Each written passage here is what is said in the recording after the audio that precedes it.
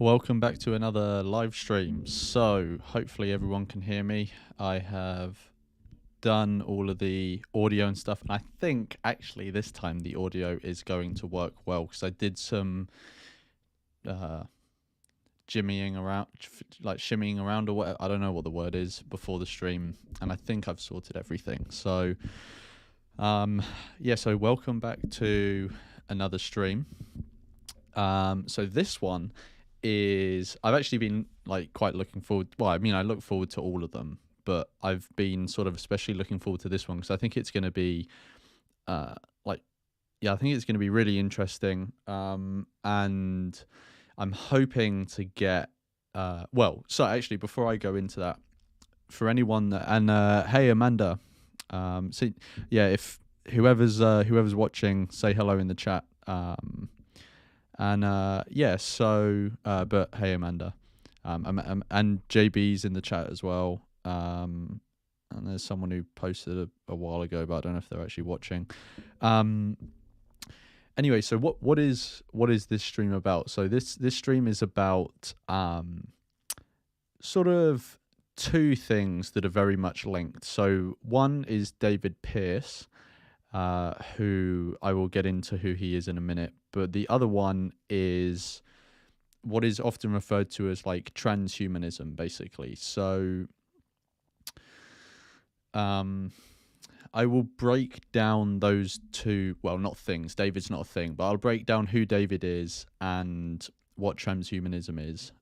But yeah, before I go into that, I was just going to say, when I scheduled this live stream and shared it on Twitter, David actually saw it and, I think he retweeted it and he replied, and I had a bit of a back and forth with him in the comments, and I suggested that, maybe sometime I'd like to get him on and have a discussion with him, which I really would. Like, I think it would be really interesting to have him on and have a conversation with him because he's obviously a very intelligent man.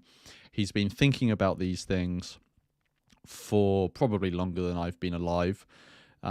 So I think he would be a wealth of knowledge and wisdom, and it would be amazing to speak to him. I actually watched one of video with him recently, which was with Patricia Nonit. I'm not sure how to say her second name, but so Patricia, and she used to go by the name of That Vegan Lawyer, or The Vegan Lawyer. I can't remember, but she used to post a lot more. She doesn't post as much now, but I think her most recent video, or one of her most recent, was a conversation with David Pearce, and it was interesting to listen to. And they speak about antinatalism in that. And they speak about they speak about a range of topics, but yeah, they speak about what had happened is I'd scrolled up on the chat a bit, so it wasn't updating. So I didn't actually see all of the people messaging in the chat. So hey, Eternalized Dragon, and cool. I've said hello to everyone else. So yeah, they spoke about antinatalism near the end of their conversation, and it was interesting, but there was stuff I wanted to respond to. So at some point I hope to make a response video to that. But I kind of wanted to maybe email David first because I wanted to like clarify something with him before I made a response video. But yeah, we'll see about all of that. But okay, so going back to actually like the topic. So who is David what's the best way to do this? Maybe transhumanism is the best way to do this, to start with. So transhumanism, so trans means across, right? And humanism is, basically means all about humans, right? So transhumanism is basically, it means going beyond what is currently human, basically. So transhumanism is basically like a community or a philosophy or an idea that humans want to use their knowledge, their skill set, their technology to be able to enhance ourselves, basically. They basically say we should not be slaves to the biological presets that we have just been given by a blind process of evolution. We should actually use our knowledge, skill set, technology to improve our predicament. Now, it's interesting because how obviously what antinatalists would say to that is, well, what's the point in trying to polish a turd? Just don't keep producing turds, basically, to put it in a I was going to say a non-crass way. No, that is a crass way. So to put it in a crass way, and that's a valid point in theory. But how this links to David Pearce is, so David Pearce is I think well known, or at least he's well known to me, but I think he's generally well known.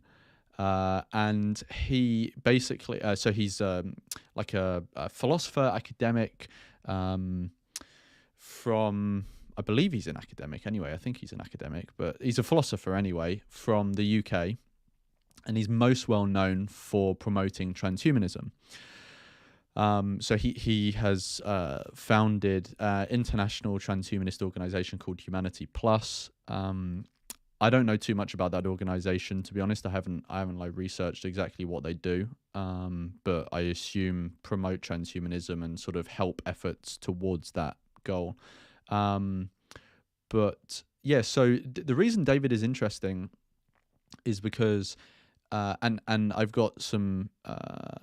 So there's one like main conversation event that we're going to be reacting to, but there's a small clip that I wanted to show people beforehand just so they get a vibe for who he is, what he's about. But basically his personal ethics is that he is an antinatalist. Like he has expressly said, and from what I have seen him say, I haven't seen everything he said, but from what I've seen him say as well, it supports this, is that, yeah, he's a signed up antinatalist. Like, he doesn't think it's ethical to bring new life into existence. But he doesn't think that antinatalism is going to win, really. He essentially presents this argument that he calls, like, the selection pressure argument, which, hopefully I'm not strawmanning it, but basically what it is that if antinatalists don't have children or they adopt, it's essentially just going to decrease the likelihood that antinatalism will survive in the future, basically, because the people who are more predisposed to gravitate towards it, they will be the ones that will gravitate towards it, and then their genes and their predisposition won't be passed on, and there will just be a selection pressure, and it will select against the predisposition towards antinatalism. And so, as he puts it, like, the life lovers will inherit the earth, basically, to put it in a religious way. So what he says is that whilst he is personally antinatalist, he thinks that we should focus our efforts actually on just making the lives of people who will exist better, because there will be people that always exist, and so our main focus should be trying to make those lives as good as possible, and the best way to do that is transhumanism. I think I've done a decent summation there. We are going to watch a clip where he does basically that same summation, so to be honest, I don't know why I said all that, but yeah, we'll watch that, and then we can get into the main the main video that we're going to be watching. And just to say hello to a few more people who have joined the chat. Yagzenko, I'm not sure if I've said your name correctly. Meaningful Suffering, Pamela, Monkey Pill, I think is the name, and Siripiti, I don't know. I think that's how you say your name. But yeah, cool. I think there's not really much more introduction to do, so I think we can dive in to the first clip, which is very short, of David just explaining a bit about where he's coming from, and then we'll go into the main video. So let me just check if there's anything in the chat. No, I think people are just talking amongst themselves. Right. So, not the most flattering of frames that I've paused it on for David there, but oh well. Cool. So hopefully, just let me know in the chat if the volume is not adequate. But to be honest, even if it isn't, I've done everything beforehand that I can do. So I think you're just going to have to try and figure it out. But hopefully it'll be all good. So this is a quick section of a clip. I will put the link to this and the main video we'll be reacting to in the description of the live stream afterwards, once it's finished. But this is a small clip we're going to be watching from a longer 20-minute video. So you can watch the full video in your own time. So cool, let's go. And hedonic set points. But you ask about problems. Yes, countless problems. Essentially, today we conduct genetic experiments, and we are going to continue to do so. So by genetic experiments there, he's talking about procreation, how just each new person we create is essentially a genetic experiment. You know, we don't know how it's going to go. We don't know how their genes are going to manifest in their life. You know, if it is going to sort of hinder them more than the average person, or if they are going to have sort of preferential genes, however you may put it, like, you know, genes that will serve to make their life better than it could have otherwise been, if you get what I mean. I mean, personally, as a so-called soft antinatalist, I'm not at all convinced that it's ethically permissible to bring more involuntary life and suffering into the world, but the future belongs to fanatical life lovers. And whereas antinatalism is an evolutionary dead end, the idea of phasing out the biology of suffering and replacing it by information-sensitive gradients of bliss can unite everything from negative utilitarians and Buddhists to classical utilitarians and life lovers of any kind. I think it's potentially a winning strategy. I mean, after all. Cool. So very like brief clip there. I basically just wanted to play that so you can hear in his own words essentially his basic argument. So there was a specific thing there that I've just... Oh, yeah. So the one thing... I'm not going to revisit everything he's just said because I gave a little spiel beforehand. But the one thing that I would add is when he is saying there that he says like a soft antinatalist, right? Now, I'd be interested to ask him this directly, like what he means by that. But my understanding by what he means by that is that he is like a philanthropic antinatalist, and I think it's sort of evident by what he says that he doesn't think it's justifiable to bring into existence unconsenting life, you know, and impose suffering on, like, create someone who can suffer when, you know, obviously they can't agree to that.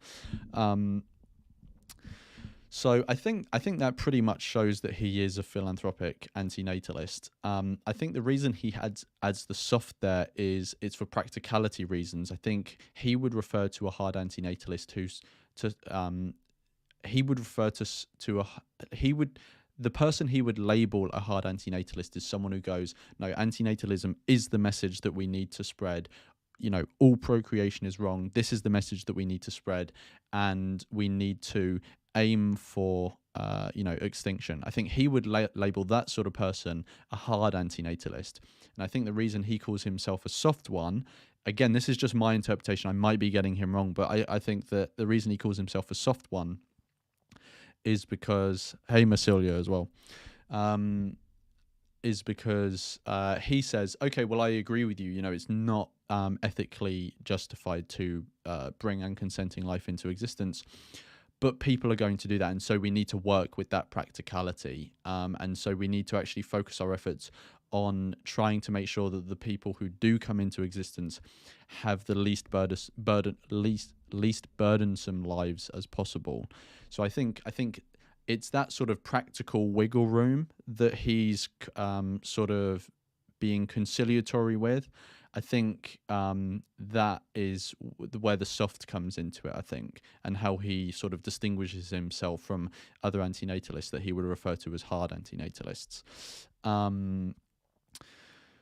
So, yeah, so Amanda, I've just seen us put in the chat. So by soft antinatalist, it means that he's not an extinctionist, not because he doesn't agree with it, but because he doesn't think philanthropic AN can win. Yeah, exactly. So it's basically, Amanda's just summarized what I've just said there in a much more sort of succinct way.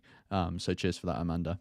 So yeah, I thought it would be useful to watch that little clip first before we go on to the main clip, because I think that sort of, and he may restate it in the main clip we're about to watch, but I thought it was useful to just have that as a bit of sort of, so we get a flavor of where he's coming from before we watch the whole clip. So this main video that we're going to be watching is it's a talk / Q&A interactive sort of style thing where he's at some foundation, at some university, and he's speaking to some, an audience, and there's this woman who's sort of hosting the thing, and essentially he is going to be presenting a number of predictions he is making for the future that are relevant to antinatalism, ethics, transhumanism.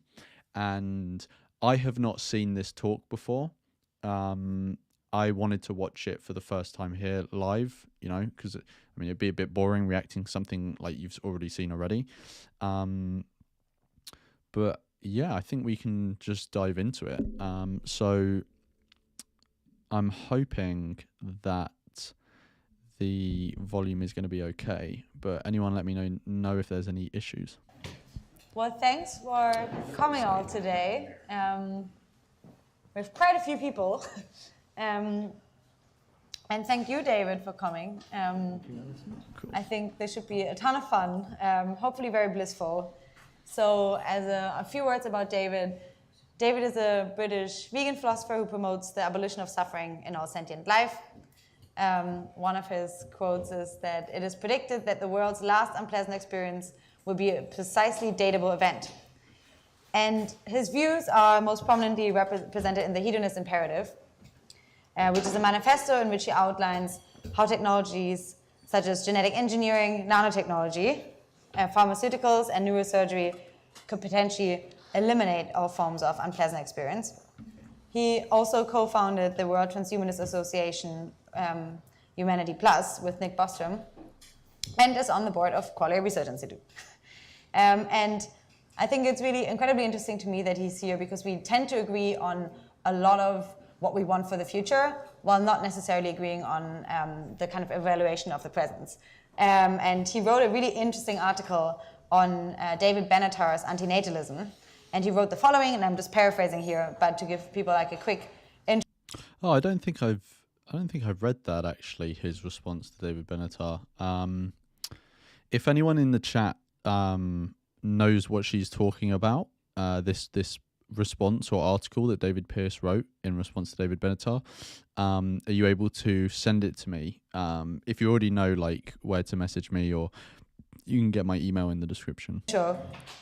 Are we morally entitled to bring more suffering into the world? For evolutionary reasons, most people have a deep desire to have children. Involuntary childlessness itself causes great anguish. Choosing to adopt children is admirable. Yet a lot of people desperately desire to have their own children. So the endless cycle of misery and malaise goes on, supposedly outweighed by the good things in life. What is to be done? Are we doomed to endless suffering? Maybe. Darwinian life is both vicious and tenacious, but the CRISPR gene editing revolution means that the entire biosphere is now reprogrammable. So for anyone that doesn't know, so CRISPR, what she's referring to there, is it's a technology that has come around recently, or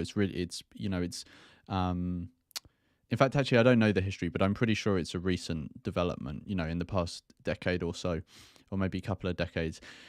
And it's basically, CRISPR is basically a technology where you can design a I'm gonna get this fucking wrong, but basically you can design, I think it's an enzyme, but I might be wrong, but you can design basically it's a technology that allows you to accurately, to the base pair, edit a genome.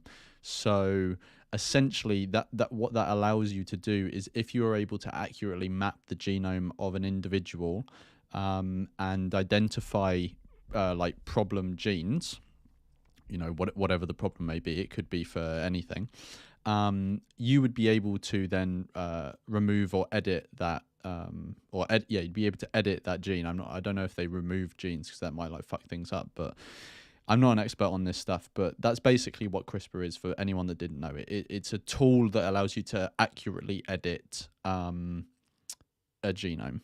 There's no technical reason why we can't use biotechnology to create a world based entirely on gradients of intelligent bliss. Universal access to pre-implantation genetic screening and counseling would soon mitigate the burden of human suffering. The in vitro meat revolution and synthetic gene drives could soon prevent untold non-human animal suffering too. I won't live to see it, but transhumanists believe the future of life is wonderful and perhaps sublime. So I'm so glad to have David here today, because while I find it hard to agree with kind of the current assessment of life, we do agree on what... We've had a donation. I won't say who it's from, like always, just because, you know, people might not want to, you know, their name to be shared. But they donated £2 and just said, "Well done, mate." Thank you. Cheers for your donation. It's it's very generous of you. And yeah, thank you. I will try to keep doing what I'm doing. Actually, just a heads up for people, I think on Sunday I'm going to release it. I've got the next episode of Antinatalism Around the World coming up, which is actually for the UK this time. And it's John, if you remember him. He is also a British antinatalist, and he's going to be interviewing me for this one. So it's a bit of a reverse. I usually interview the other person. So he's interviewing me. And yeah, we speak about antinatalism in the UK, and obviously David Pearce gets a mention in the episode, so we talk about him a bit. But yeah, it's a bit of a long one though. It's a bit like the German one. The German one was a hefty beast, and this UK one is a hefty beast as well. It's quite long and it's very dense because there was a lot of stuff to cover. When I started to research it, I realized how ignorant I was about antinatalism in the UK. We think a desirable future would look like, at least broadly. And I can't wait to explore this future with you today. Thanks for coming to the salon. It's one of the salons in Foresight's series on strengthening civilization. We've tackled a host of topics that are on our YouTube channel. If you're interested in attending future events in this series, please join our mailing list at foresight.org and join our Facebook group too. For now, we're tackling the hedonistic imperative. I would love to go through negative utilitarianism, go on to antinatalism before moving to the hedonistic imperative and transhumanism. This is quite a mouthful and it's a lot of philosophy, but I think it's super interesting. Let's see for how far we get. And feel free to raise your arm for questions throughout the whole salon. I would love this to be as kind of interactive as possible. There will be a ton of questions, I'm sure, and I can't wait for your input. All right, so thanks, David, for coming. Thank you, Alison. Perhaps let's start us off with the most controversial topic. Also, David just seems like such a decent guy. You know, just how he engages with people. He seems like a very sort of, you know, friendly, nice guy as well as an individual, which is nice as well. You know, it's nice when, you know, there's people who have made like significant contributions to the intellectual space or some other space. And it's just a bit of a letdown if they're a bell end, but he seems like a decent guy. Which is negative utilitarianism, I would say. Who here has heard of negative utilitarianism? Great. Okay, then for the few that haven't, do you quickly perhaps want to like outline what the view entails and how it differs from utilitarianism? Yes, well, Gautama Buddha said, "I teach one thing and one thing only, suffering and the end of suffering." And negative utilitarianism essentially formalizes Buddha's maxim. Yes, that we have an overriding obligation to mitigate, minimize, and prevent suffering, and preventing suffering takes precedence over creating good things. There's in a more secular context, there's a fable by Ursula Le Guin, The Ones Who Walk Away from Omilas. And Ursula Le Guin, who sadly died recently, sketches this fabulous city of delights, the city of Omilas. And all the inhabitants of Omilas have wonderful lives doing fun, hedonistic, joyous things. And the only snag is that for unexplained reasons, the fate of Omilas, the existence of Omilas, depends on the torment of a single child locked in a basement in squalor and misery, pain, despair. Now, most of the citizens of Omilas who know of the existence of this child are content to go on partying. But nonetheless, there is a small minority of people who choose to walk away from Omilas. And yes, being a negative utilitarian, in some sense, captures this intuition that yes, I would walk away from Omilas. I don't know if you would too, or would you carry on partying? It's interesting because I've done a video on the ones who walk away from Omilas a while ago, and it's interesting because it has so many applications to different types of ethics. So. He was talking about it in respect to negative utilitarianism, but I also think it has major relevance to antinatalism because a lot of people would say, you know, the people who are in Omilas, you know, there's so much, you know, good, so, like the people who would maybe argue for not leaving Omilas would say, well, it's just the suffering of one child, and there's so many people who are benefiting from it. And I think when it comes to antinatalism, there's many arguments for antinatalism, obviously, but one of the arguments is that you can look at procreation as on the sort of generational level, right? Because every new generation that is created, let's say a generation, for the sake of argument, has 1,000 individuals in it. Now imagine it's a bit like Omilas. Now 999 of those individuals have really amazing lives and all this stuff, but there's one individual in each generation, just one out of the 1,000, that just has an awful life. And this is one of the arguments for antinatalism, because antinatalists say, well, it doesn't matter that there are so many people who have amazing lives. If there's one of them that's having a shit life, then given that none of them needed to exist, and no harm would come from not creating this generation, you just simply wouldn't create it. They wouldn't exist on any level. It's not like the individuals in the generation wanted to come into existence. And so you're unnecessarily creating people who would be happy, but at the cost, you're creating people, or you're creating a person who will suffer. And given that none of them needed to exist, it's unjustifiable to create that one person who is just going to have a hellish time. They are the cost for everyone else's happiness.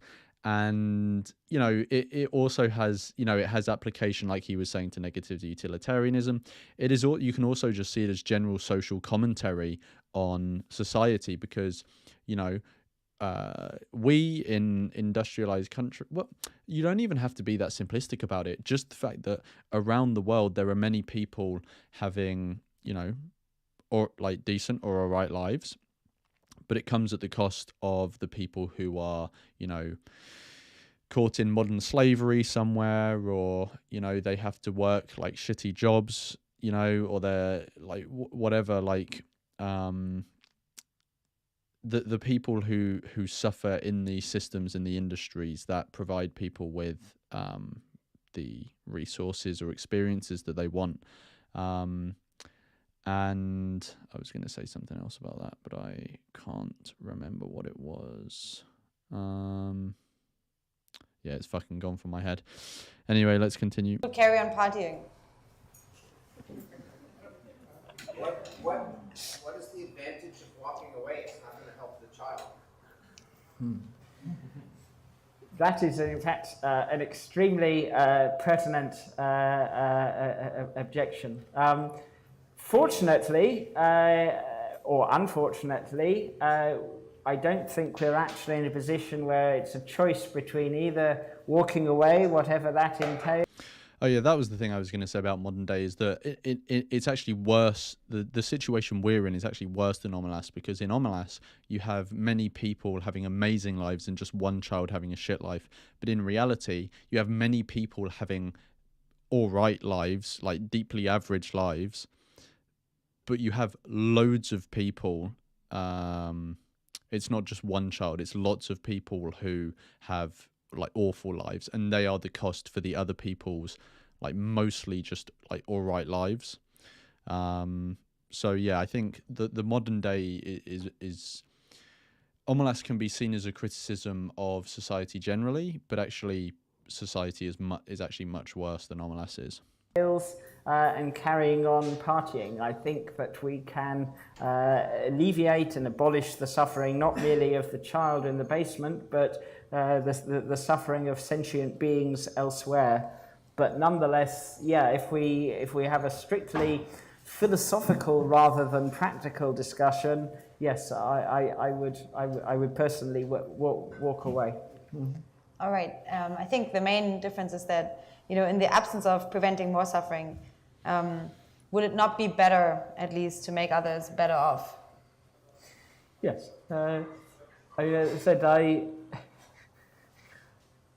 I personally think that we are heading, yes, for a future, a glorious future of sublime bliss. But, I mean, it always crops up this question of negative utilitarianism.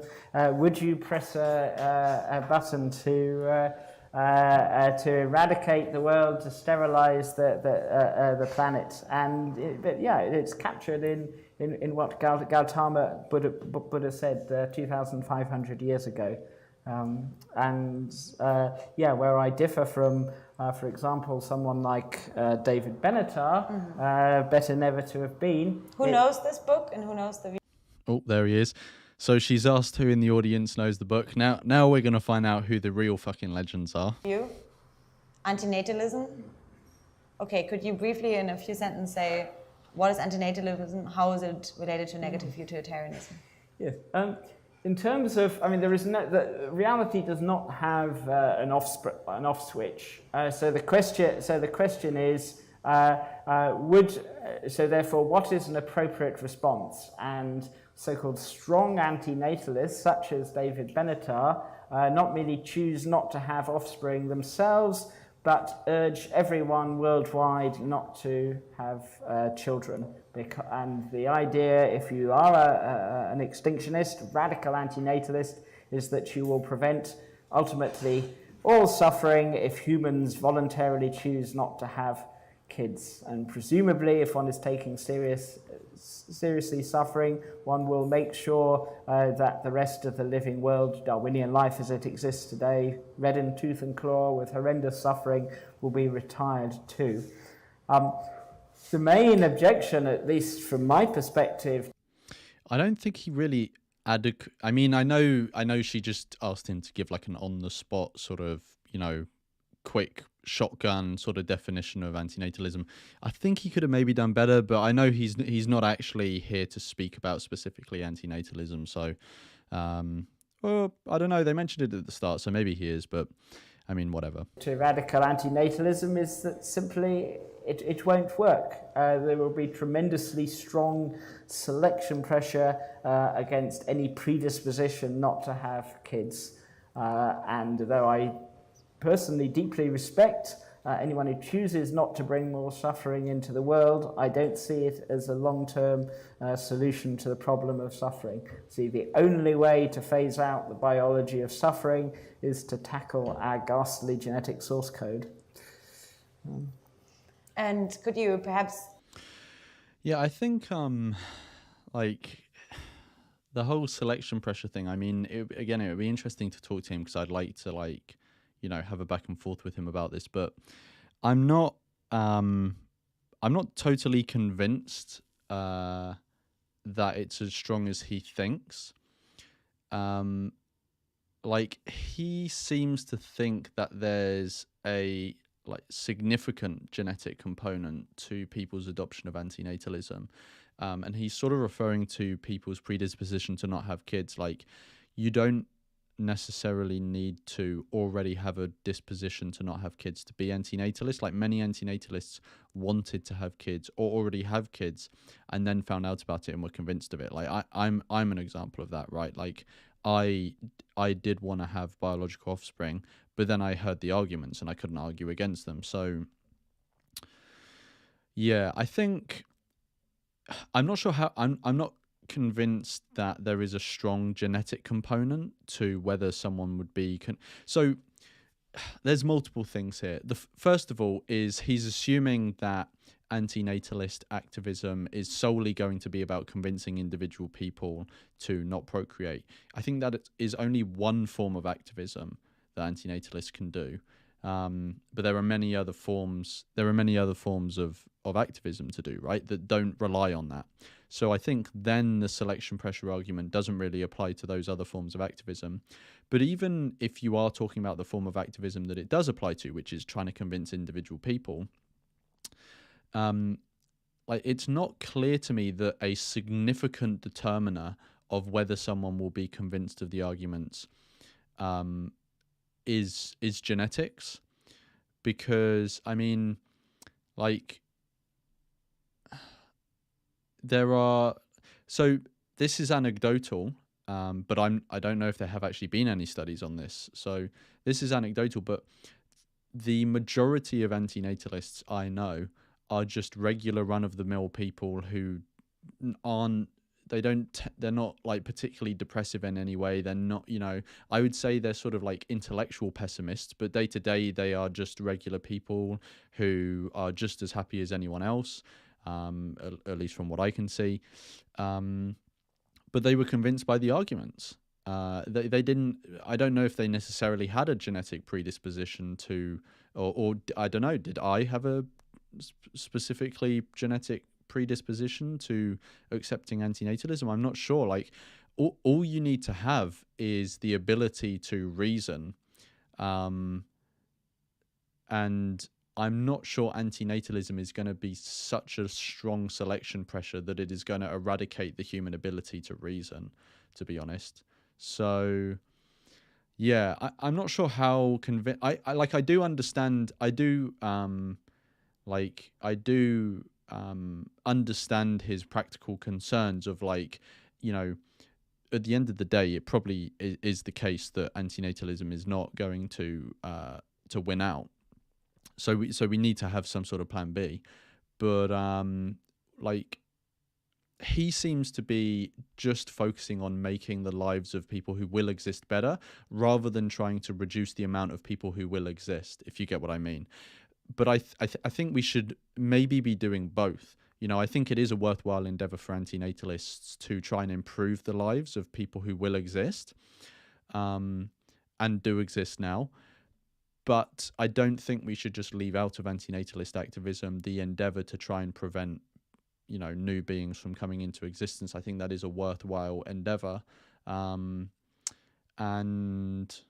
yeah, I think it's something that we can make big, headroads into. And I think it's about balancing those two things. I do think we need to do both, because I think as antinatalists, we can recognize that, the best thing we can do is to prevent suffering, is to ensure that new beings don't come into existence, and work on that whilst recognizing that despite our efforts, there will be, individuals that do come into existence. And so we should also be working on a sort of side hustle or whatever, that means that when they do, their lives are better than they would have other been if we hadn't been doing the work we're doing, if you get what I mean. So I think he's a bit overly pessimistic on the outlook for antinatalist activism, but I do take on board his criticisms. But yeah, I just think he's a bit overly pessimistic, which I think it would be interesting to speak to him, because I want to put these things to him, and sort of, ask him, does he think it's worthwhile going down this road of having some antinatalist activism? And if he does, what sort of balance does he think should be struck there? But yeah. To bring people up to speed, elaborate quickly on the asymmetry argument. As David Benatar, Yeah. it's just that if one is a negative utilitarian, whether secular or religious, that a world, a sterile world in which there is no suffering, there is nothing wrong with such a world. Whereas a world that has immense bliss and happiness and joy, but also immense suffering. Essentially, there is something profoundly wrong with that world, because although the Ursula Le Guin fable we discussed was predicated on the misery of a single child, clearly there is unimaginably greater suffering in the world than a single child. Suffering as bad as anything in Auschwitz is going on right now. Sentient beings are being eaten alive. Every 40 seconds, someone takes their own life. There is horrendous suffering. I think the question of status quo bias comes into it too, in that, many people would regard this idea of pressing a notional off switch to reality or sterilizing the planet with repugnance. But if you imagine another button in which you have the opportunity to create a type identical copy of our world, yes, with all its joys and happiness and beauty, with all its horrendous suffering too, would you press that button? I.e., would you be prepared to create more pain, misery, and despair than any dictator or sadist in history? One person here. I'm the only one? No, Oh, no, of course. Guys. Of course. Well, no. If you're not a negative utilitarian. Yeah. If you are a negative utilitarian, it's a No, big even sense. if you're a negative utilitarian, I think you would do that. Oh, wow. How so? Because you're thinking that only one moment in time matters. If you believe that there is the potential in a state to move towards a state of minimal suffering, then your formula could justify the creation of some suffering in order to cause or reduce suffering in the future. Right. Yes, there's the question of, is one prepared to create or endure suffering to prevent greater suffering, which that would be a legitimate reason. But would you be prepared to create vast quantities of suffering if it was in some sense offset by great joy and happiness? But that's not what I said. No, I was,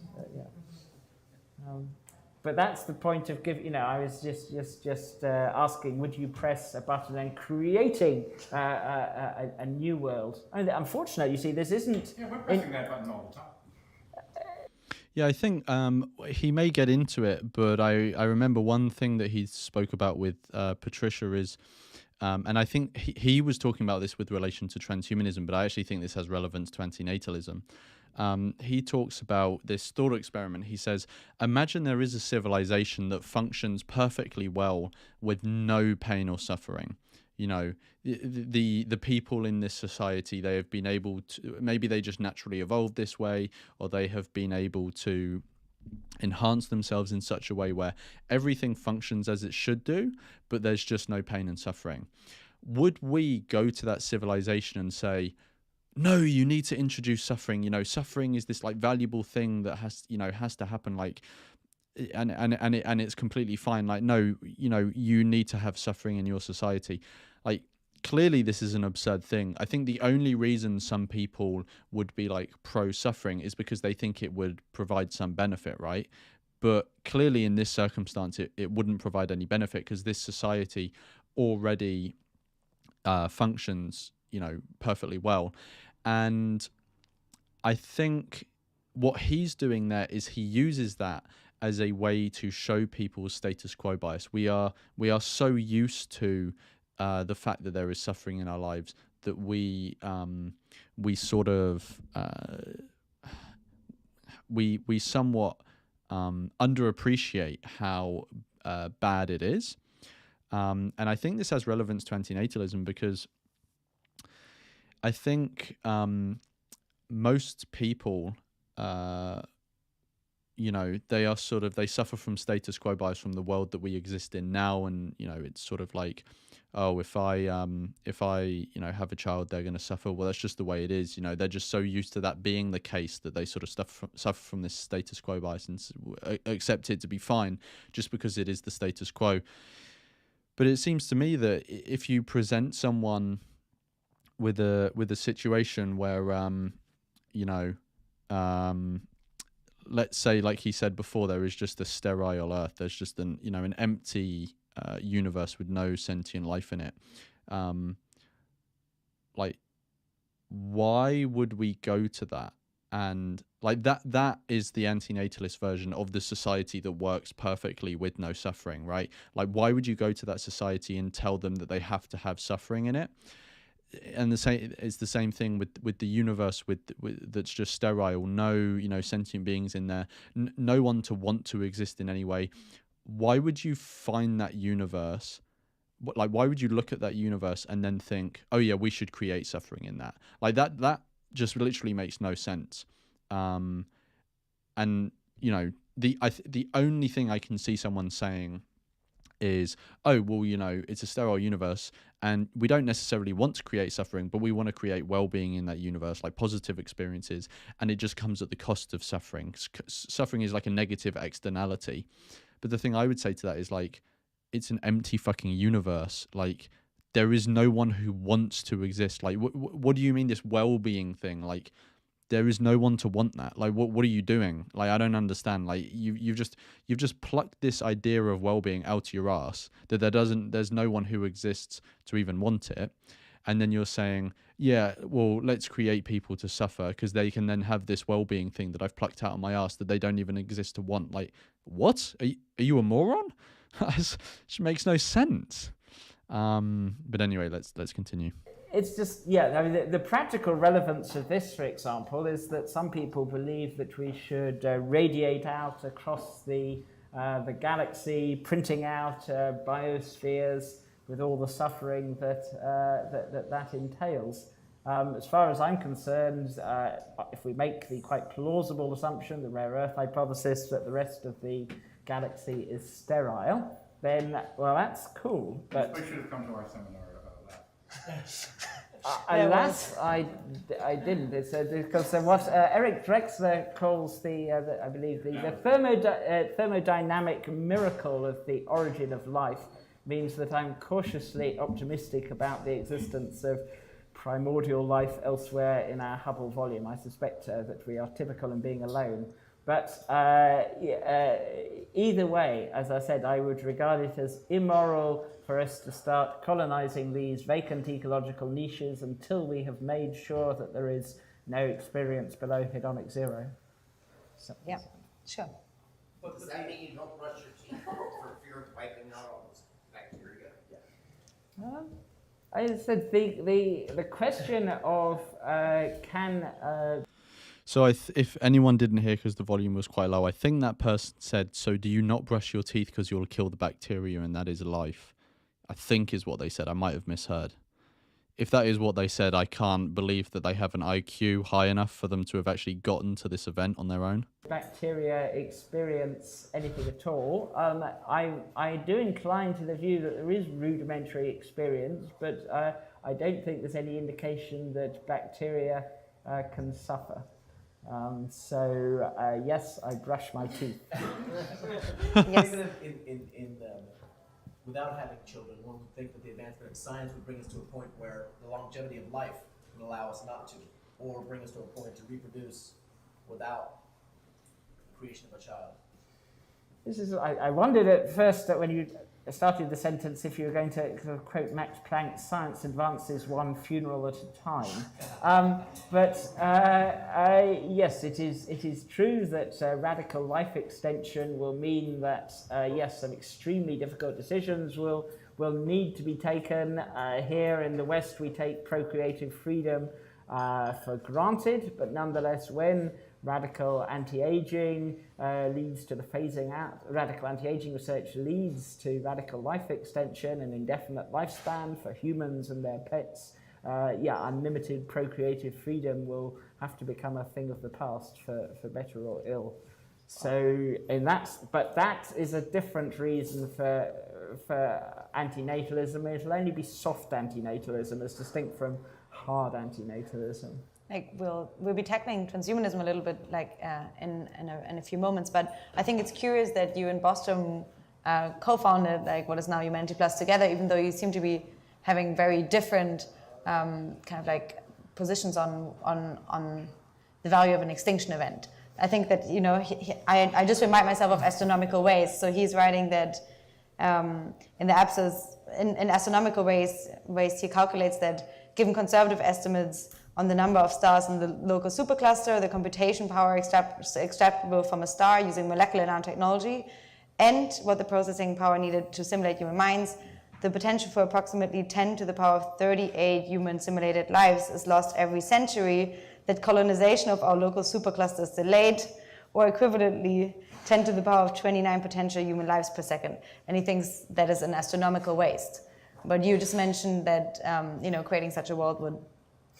Yeah, I mean, there's clearly a certain tension between a negative utilitarian and a specialist in existential risk setting up the World Transhumanist Association. Yeah, that was interesting, I thought. And I mean, that's also why I think I found you very curious, because while reading David Benatar and like other antinatalists, I find very little common ground. I think in terms of hedonistic imperative and what you kind of... Oh, so I think she's an antinatalist. I think if I'm getting that right from what she was saying there. Sick. Like would like for the future. It's close to Boston and I think, you know, and my views too. So I thought that was a curious... Yes, so Nick, when he was a postgrad at London School of Economics... Oh, apparently Amanda's saying she's not. I got the impression from what she just said there that she is. She read David Benatar and she said as an antinatalist she disagrees with Nick Bostrom. But I mean, maybe you know more, Amanda. Which is my uni too. And also a stand-up comedian, though sadly that is not on video anywhere. But yeah, he stumbled across the hedonistic imperative and yeah, fired a couple of pertinent objections, and we met up. I confess I had doubts about whether there was enough in common to unite transhumanists worldwide, not simply the issue of classical versus negative utilitarianism, but also, I suppose my background is that sort of left liberal quasi-socialistic, whereas I associated transhumanism with rugged self-reliant individualism, free market fundamentalism, and the American West Coast. But anyway, Nick... Here we go, World Transhumanist Association, now Humanity Plus. This may need to be edited in places, but this was my simplistic cartoon. I don't know if there are any extropians or current extropians still here, but this was my cartoon-like image. But but I said in a purely technical sense that my conception of what the future holds is I suppose, extremely optimistic, and that I do think we are heading for a future of superhuman bliss, intelligent bliss, gradients of bliss that are physiologically unimaginable to humans today, and I suspect it was this more, shall we say, optimistic vision of the future that resonated with Nick rather than my dark Buddhist or negative utilitarian perspective. Okay, so you know, moving from negative utilitarianism and antinatalism to your proposal, the hedonistic imperative. What makes you kind of agree with the premises of David Benatar, but then propose the hedonistic imperative? So for anyone that doesn't know what the hedonistic imperative is, it's basically like, I think he calls it a manifesto that he wrote about how to abolish suffering in the future. Once the stream's finished, I'll link it in the description so you can have a read. Imperative as a kind of solution, I'd say. Yes, it's this that if you accept the argument from selection pressure, and I have briefly corresponded with David Benatar, but yeah, he didn't respond, is that should we just... Well, I mean, I thought it was sort of quite a trivial point. I mean, I can grandiosely call it the argument from selection pressure, but, fortunately... Does everyone here understand what the argument from selection pressure is? Okay, quickly in is essentially that the slightest predisposition not to have kids or to adopt is going to be selected against. Whereas if you are, let's say, religious and you think we have a sacred obligation to go forth and multiply, or even if you're not religious and just want to have lots of babies, and other things being equal, this genetic predisposition will be amplified.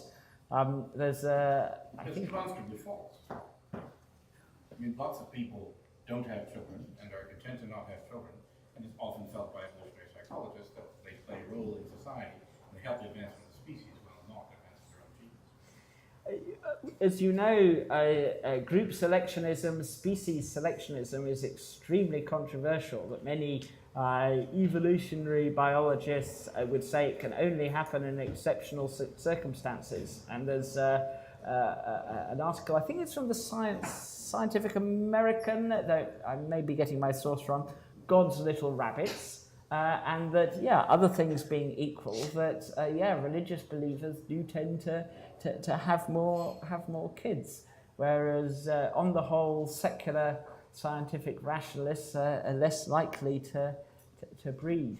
And though I assume, I think like a lot of rational people, that our future is secular, this is by no means certain, shall we say. But anyway, getting back to the actual question of the argument for selection pressure, if you accept that essentially people are going to go on having kids indefinitely, then it might seem that suffering is going to persist indefinitely too, given the nature of our genetic source code, because other things being equal, the capacity to suffer is fitness enhancing, it's highly adaptive, both physical pain and psychological pain. How is depression evolutionarily adaptive?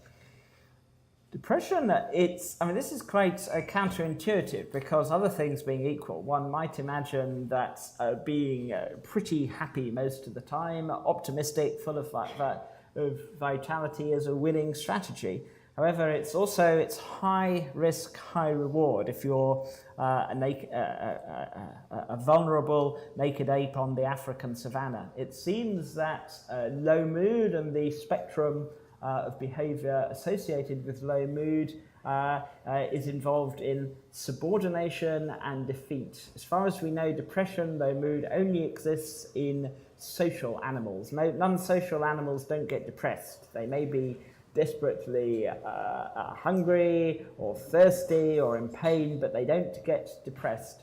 And if you are, let's say, this is a simplistic example, but if you're, let's say, a delta minus male in the African savannah and you're a naked ape, then if you challenge the dominant alpha for reproductive opportunities, you're likely to get mauled or damaged and driven from the troop, which can be lethal.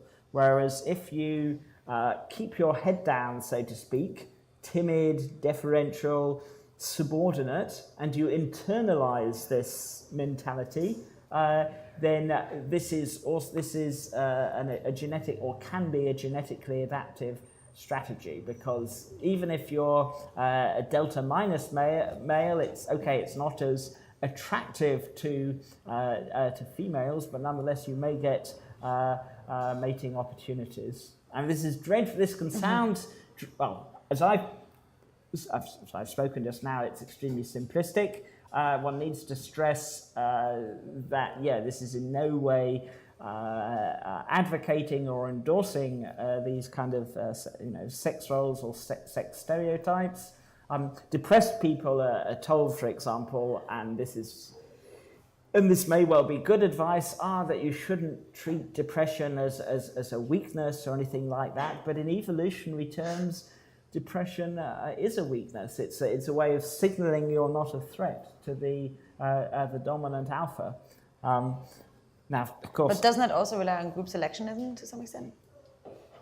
the group selection can occur in certain circumstances, because, once again, is this a contrived example? If you're on the African savannah, yes, other males in the tribe, for example, are genetic rivals for access to reproductive opportunities, but you also want, in a sense, strong fellow tribesmen if the barbarians are at the gate.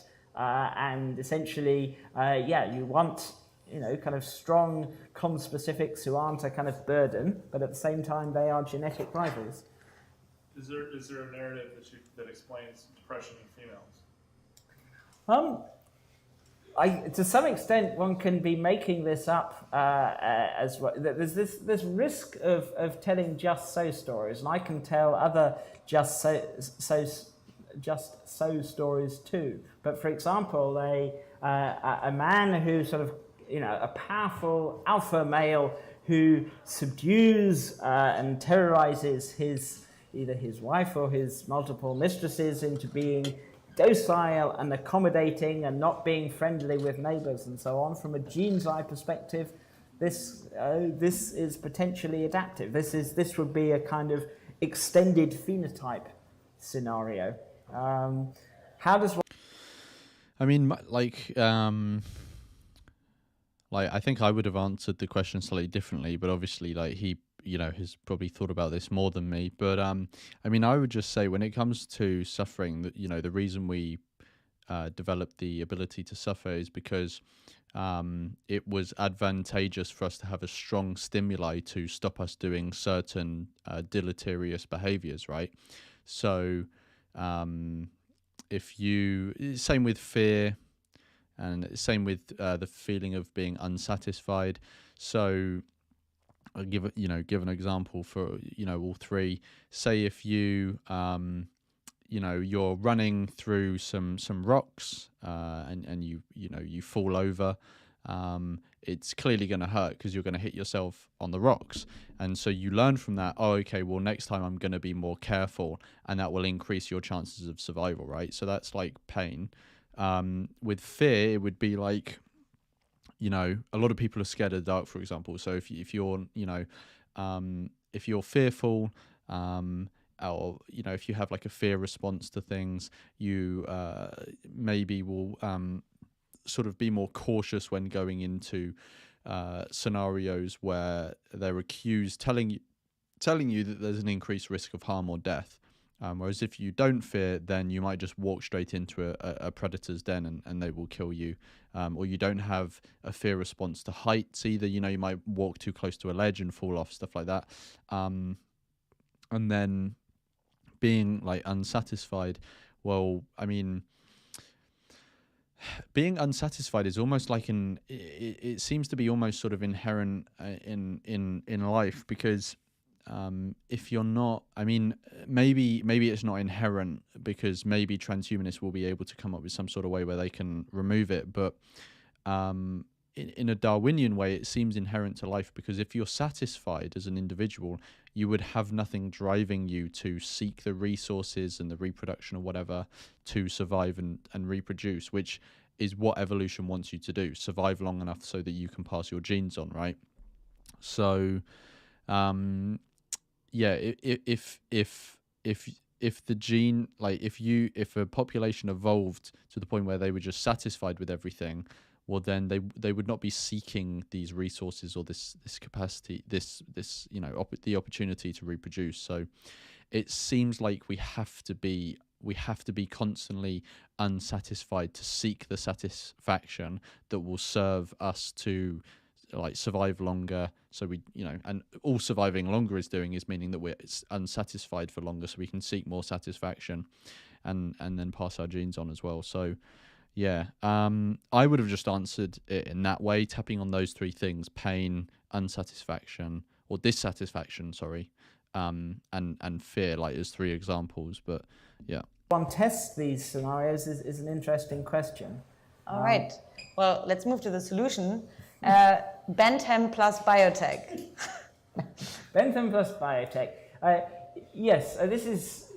inevitably one wants just some kind of simplistic slogan to encapsulate one's views. One needn't buy into negative utilitarianism, negative sort of suffering-focused ethics, Buddhism, or anything like that to think that it would be a good idea if we phased out the biology of involuntary suffering. And one of the blessings of the biotech revolution is that essentially it enables us to edit our own genetic source code. More plausibly, we're probably going to start with pre-implantation genetic screening and counselling. Yes, I wrote back in 1995, the human genome hadn't been decoded, and one knew from, let's say, twin studies, concordant studies, that something like low mood and pain sensitivity had a strong genetic loading, but its genetic basis was not understood. But now that the human genome has been decoded, and the particular, the sort of genetic basis of everything from pain sensitivity to having a high or a low hedonic set point is being teased out, we're now technically in the position where we can start loading the genetic dice in our children's favour. At the moment, as we know, all children, unique genetic experiments, but anyone who wants to now can, in principle, use pre-implantation genetic screening and ensure that his or her their kids will have, for example, an extremely high pain threshold and also potentially an extremely high hedonic set point. Everything from serotonin transporter gene to the COMT gene, catecholomethyltransferase gene, that has two main alleles, one associated with a high or a low hedonic set point. Which would you prefer for your future kids?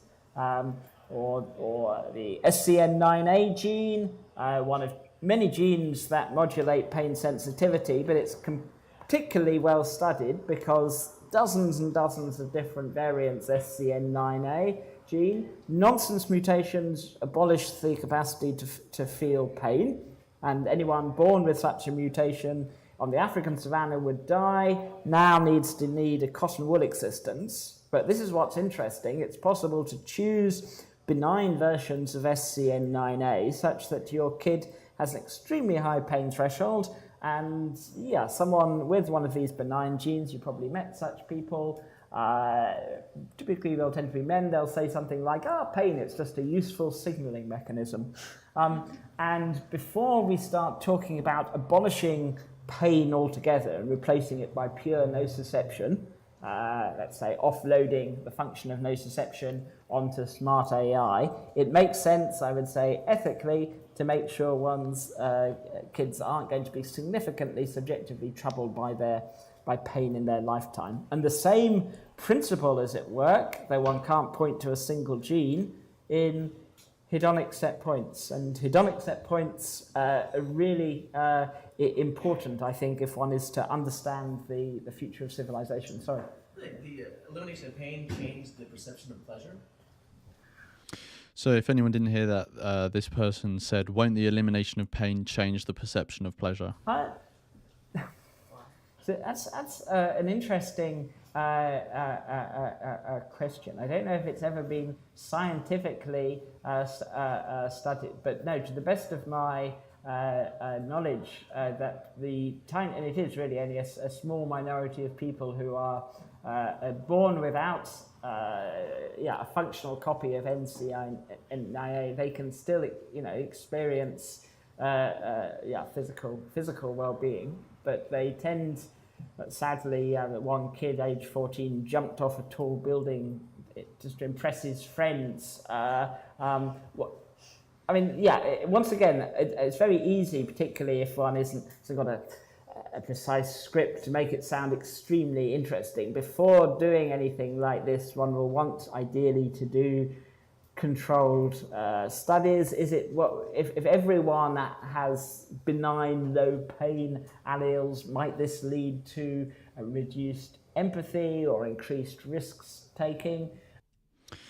Hey, John's in the chat saying hedonistic imperative is an easier sell than hard antinatalism. Antinatalism is David Pearce's plan B. Unless I'm misunderstanding what you mean, John, do you mean that transhumanism is his plan B? Because that's what he's been talking about for, that's what he talks about in this talk and in the clip we watched at the start.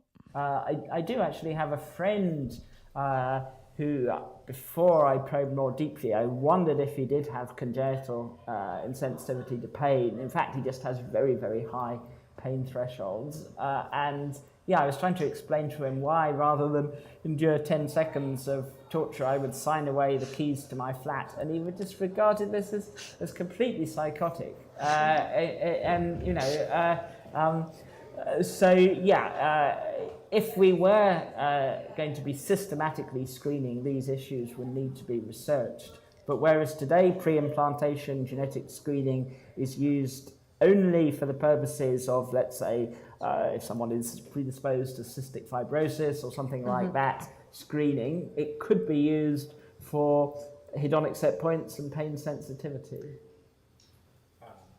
We were talking a little bit before the talk. You mentioned that people's disposition towards negative utilitarianism is often related. Please speak up.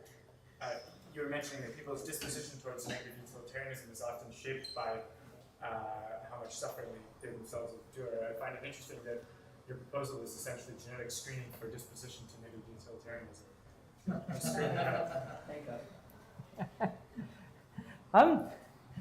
It's wanting to it is wanting to ensure that no one undergoes involuntary suffering. Yeah, I mean, you end up with a population, of course, as a result that loves life and sees the positive side of life. Indeed, I would very much hope that in future people like me cannot exist. I would very much hope that in future, insofar as post-humans discuss the Darwinian era, that anything like Buddhism or negative utilitarianism was regarded as some kind of depressive psychosis. And I see no wish, I don't think it's desirable to memorialize the previous era or people like primitive Darwinians any more than you would choose to reenact, you know, your last migraine or the last time you were extremely bored. Bored, sorry. Yeah, you did say that take care of happiness and the meaning of life will take care of itself. So do you think that searching for the meaning of life is kind of like a symptom of just not being blissful enough? Yes, there is, without going into deep metaphysical transcendent questions of what is the meaning and purpose of it all, basically, as someone gets happier, life becomes more subjectively meaningful. The happiest people tend to have the most purposes and desires, and this runs counter to the Buddhist idea that suffering equals desire. I mean, on the contrary, the happiest people today tend to have the keenest appetites, the sharpest preferences. There are pathological forms of well-being, such as euphoric mania. People with euphoric mania find everything indiscriminately meaningful and significant and purposeful. And that's not, I think, what we should be aiming for. But if we can recalibrate the hedonic treadmill such that our hedonic range is, let's say, plus 70 to plus 100, then, yeah, life will seem generically meaningful to an extent that isn't physiologically possible today. And the converse of this, sadly, is that countless people in the world today, the depressives, find life empty, futile, and some of them think that the real problem is a lack of meaning. Jordan Peterson, for example, says that what we should be aiming for is not getting rid of suffering, but finding meaning. But yeah, okay, it's simplistic saying take care of happiness and the meaning of life will take care of itself, but on a purely empirical level, it's true. Brett? This must be one of the most common questions. What about the perhaps commonly believed correlation between various elements of low hedonic set point, suffering and genius? You know, it's a common stereotype that great comedians all have a great deal of suffering in their lives, and that people with very high set points are actually not very good comedians. Painters like Van Gogh had this terrible life and make very great art. So there must be some discussion of whether that could be true or whether there would be some way to fix it without destroying all the things we value. Yes, though, I mean, you're right. Though unipolar depression, i.e. just chronic low mood, is not associated with high achievement, being bipolar, either soft or bipolar or bipolar 1, is in many cases correlated with great artistic achievement or being a great comedian. But the question, I think, isn't whether some forms of suffering can, in certain circumstances, be valuable. The important question is, are there any forms of suffering, nasty raw feels, such that the nasty raw feels are computationally, functionally indispensable? I mean, it would be a profound result in computer science. Yeah, I think what they're talking about here is like the two, like there's, I don't know if there's more types of suffering, but it seems like suffering breaks down into like two camps. There's suffering that has some utility, and then there's suffering where it's just sort of like completely meaningless. Like there's no benefit to this suffering. It's just something that someone is going to go through. So, for example, and a lot of people say, you know, oh well, suffering has meaning, but actually a lot of the suffering in the world, probably most of it, maybe even the vast majority, is just meaningless. Like no good is going to come from it. So for example, if someone falls ill out of no fault of their own, you know, so they can't learn a lesson about this and not become ill again. Like we all become ill at some point. If someone becomes just violently ill and has an absolutely awful time, or is in some sort of accident where they break a bone or something like that, and again it's just, they were just walking to the shop, there's nothing they can really learn from this. It wasn't their fault in any way. This suffering is just meaningless. They're not going to learn something from this. But there are other forms of suffering which you can learn from. So if you it's not all what do you call it, it's not all like voluntary, that's the word. It's not all voluntary, but many forms of suffering are voluntary, and you go from them. So a lot of people put themselves, I think it's called anti-fragility. A lot of people put themselves in situations where they will endure some sort of hardship, but they will grow from this in the future. They do it so that they can learn. One example could be studying to get some sort of degree. You're putting a lot of time, a lot of effort, and many, some people do actually enjoy the studying, but often for people it's arduous, and a lot of the times they're doing mundane things. But in the future, it means that they are more knowledgeable. So maybe they'll be able to pursue things that they weren't able to before, or open up opportunities, all of this sort of stuff. And also they may just then become more competent in their life, and so they can have a better life overall. So I think those are the two types of suffering they're talking about. Is there's sort of like, there's one type which is just completely meaningless, and it's just no use to it at all. And the other one is, there may be some sort of utility to it. And clearly the meaningless one is bad, but some people point to the one that has utility as good. And I agree and disagree with them. Like once someone exists, like, okay, yeah, it can be good to have this suffering that has utility. But when you're talking about antinatalism and you're talking about whether to bring someone into existence, the fact that it would provide some utility is irrelevant, because there's no one to need the utility. It's like saying, oh, I'm going to create someone so that they can go to the gym and get stronger. It's like, what? They didn't exist to need to get stronger in the first place. Like, what are you doing, you buffoon? Yeah, anyway, let's move on. It were discovered that the raw feels of suffering of any kind were indispensable to any kind of computational task. To the best of our knowledge, I mean, just as we're now building either programming or training up silicon robots to avoid noxious stimuli without the nasty raw feels of phenomenal pain, should be possible to do this in ever more cognitive domains. Now, to the best of my knowledge, I don't know when the world's greatest comedian will be zombie AI, and possibly still 2 or 3 decades away, but I would hazard a guess that it's going to be, it's going to happen. All right, yeah, over there. Yeah, I have a practical question. So there are some functions of pain pain or negative feelings, either I guess physically or emotionally. For example, like you notice something wrong with your stomach or the finger is being burned by fire. It's good that you notice it, or you did something bad, and like socially there's the feedback of some kind of negative feeling. So if we get rid of all of these, are you envisioning that we are smart and there is some feedback mechanism such that we notice these things and we can like do the better thing in response, but we don't feel pain, we don't feel bothered by it. And what is that mechanism? I don't, I'm not aware of anything like that. It's one of the reasons I sometimes talk about information-sensitive gradients of bliss rather than simply super happiness, even though it's more of a mouthful, is that simply recalibrating hedonic set points or pain thresholds doesn't diminish the capacity to respond adaptively to good and bad stimuli, whether social stimuli or physical stimuli.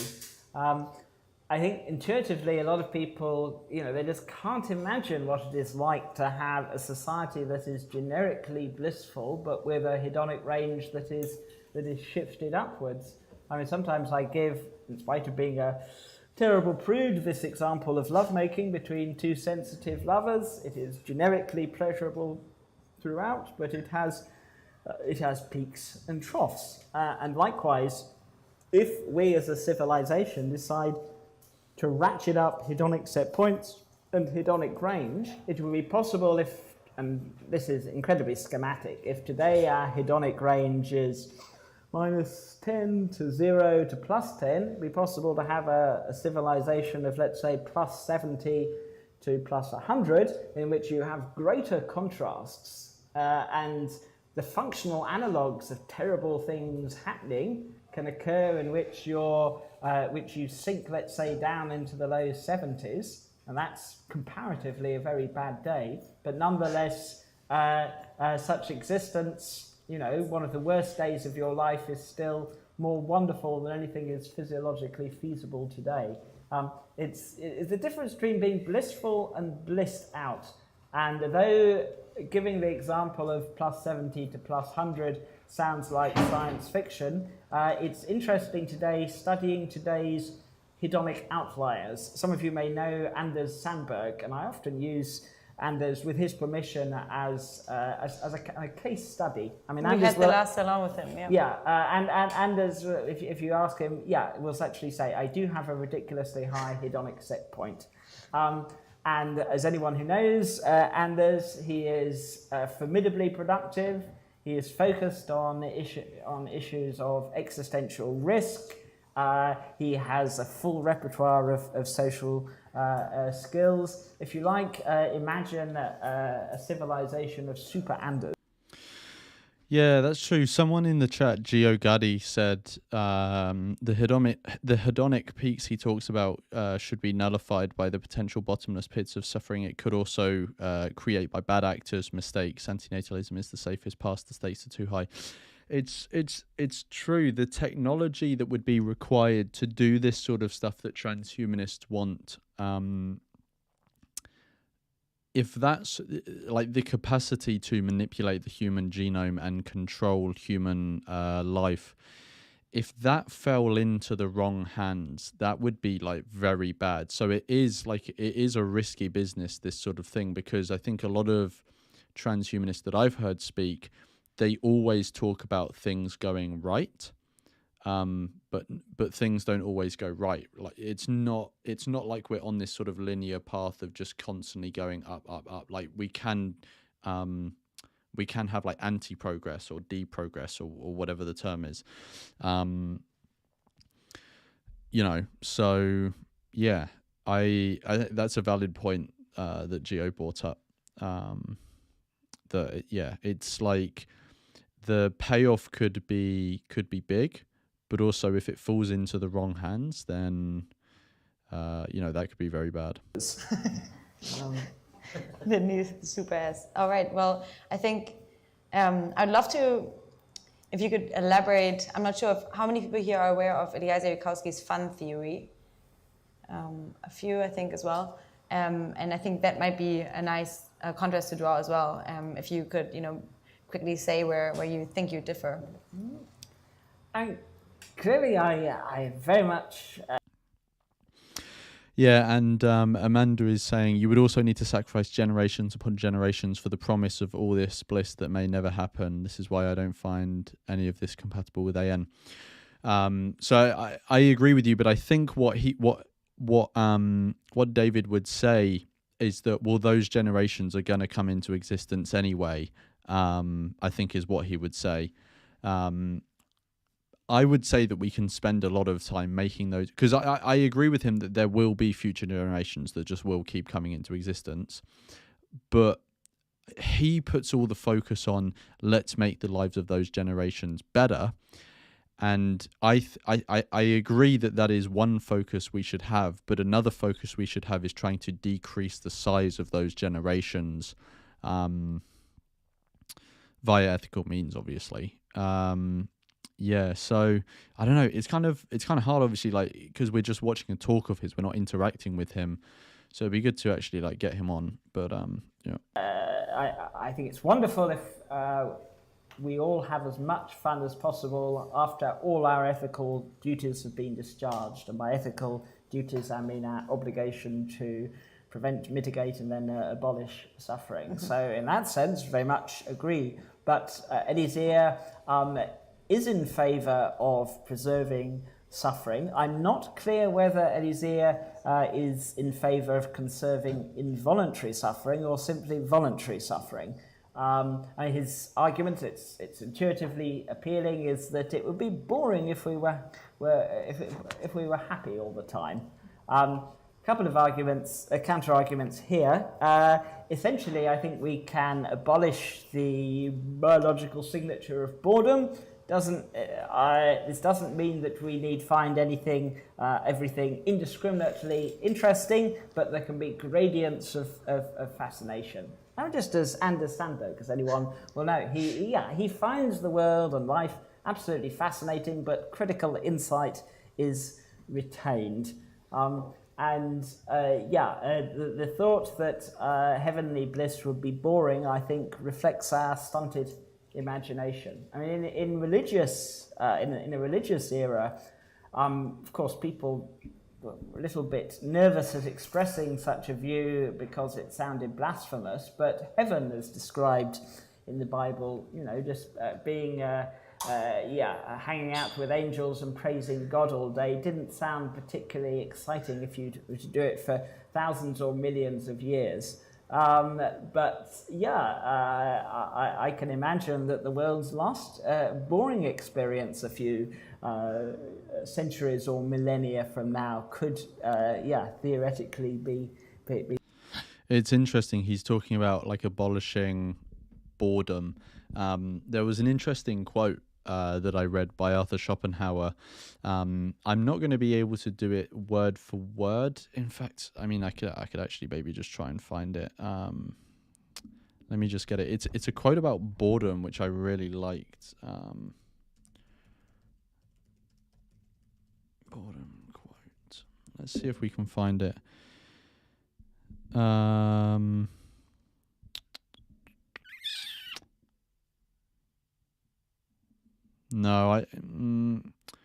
but I generally can like remember it off the top of my head.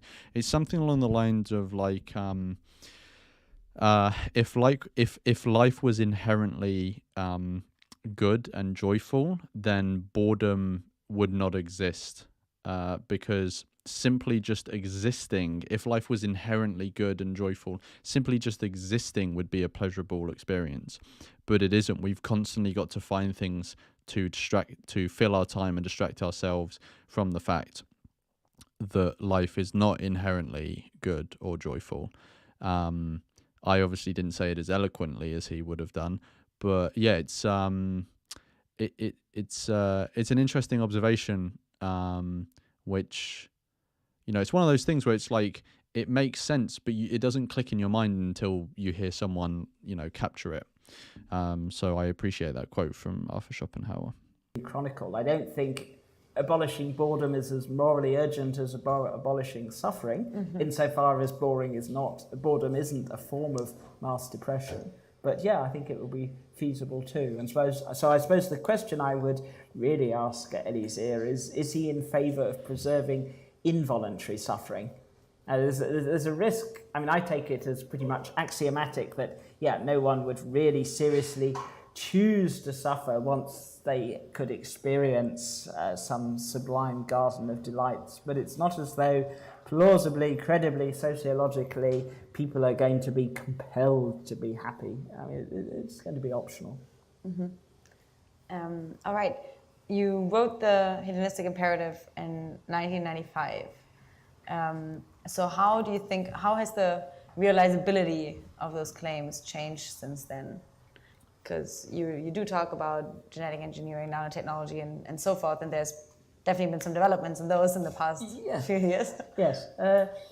When I was, as a depressive teenager, I used to, thinking about the problem of suffering and how we could get rid of it, and encountering this idea of intracranial self-stimulation. This is not gradients of bliss, this is just indiscriminate, uniform well-being induced by stimulating the reward centres. Wireheading, yes. They're no longer called the pleasure centres, there are complications there. But yeah, this was my introduction to the idea that there was no need for suffering, at least in humans. But an obstacle, the last piece of the jigsaw to me was actually reading the engines of creation and reading about nanotechnology, because I could understand how it was possible to phase out suffering in humans and perhaps large vertebrates, but how on earth did one tackle marine systems, marine ecosystems, or the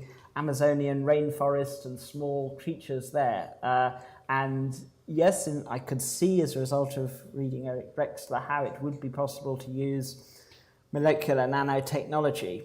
But flash forward from 1995 or whenever it is, I think I read it soon after it was published.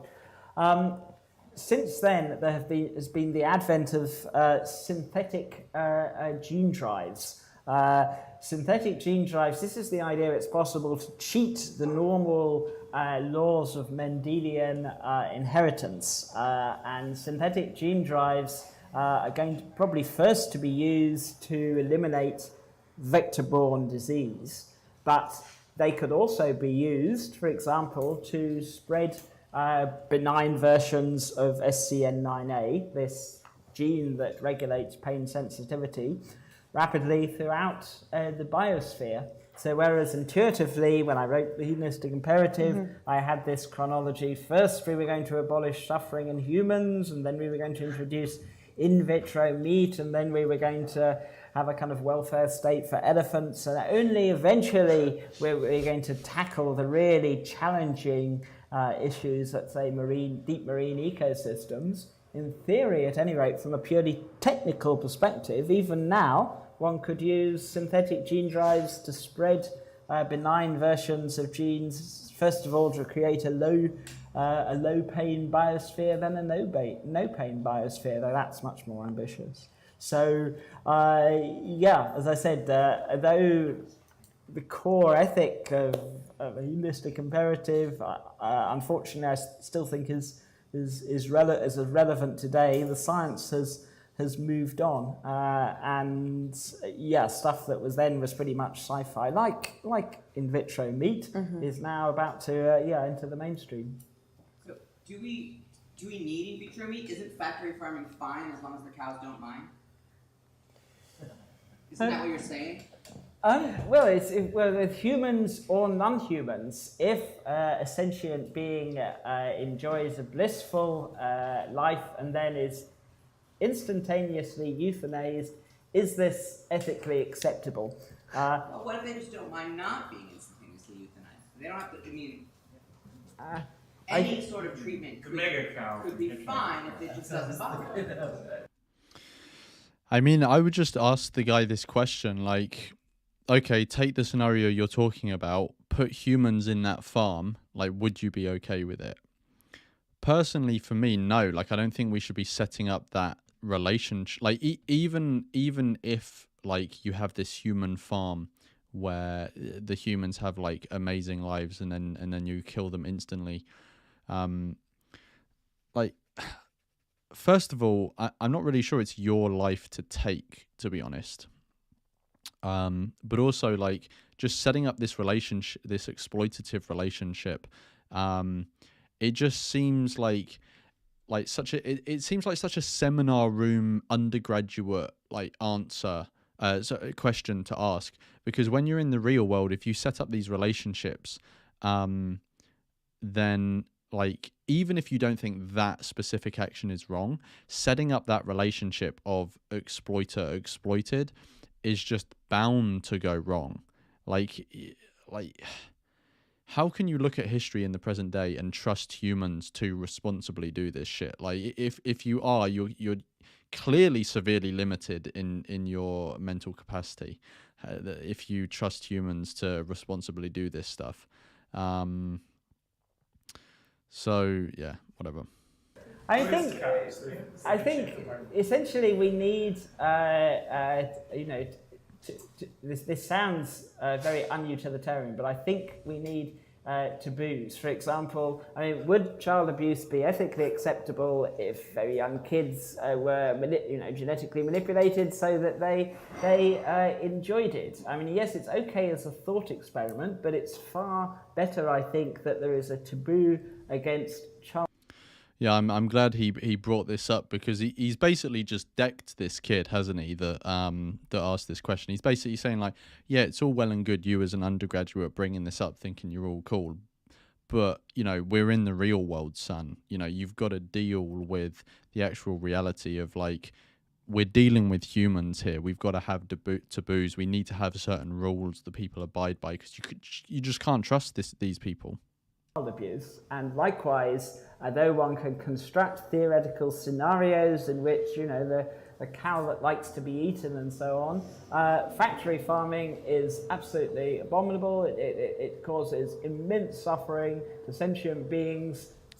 I bet the person who asked this wasn't even vegan as well. Sentient beings who can suffer in the same way as human infants and toddlers can suffer, and that though being, shall we say, of a philosophical disposition, I'm prepared to contemplate these sci-fi scenarios. Nonetheless, I think it's far better if factory farms and slaughterhouses are outlawed, and we have the same taboo against harming, killing, hurting sentient beings of other species as today we do for sentient beings of other races.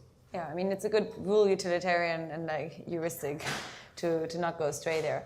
Are you also worried, I think as Brian Tomasic, or at least wondered once, about the suffering of artificial entities?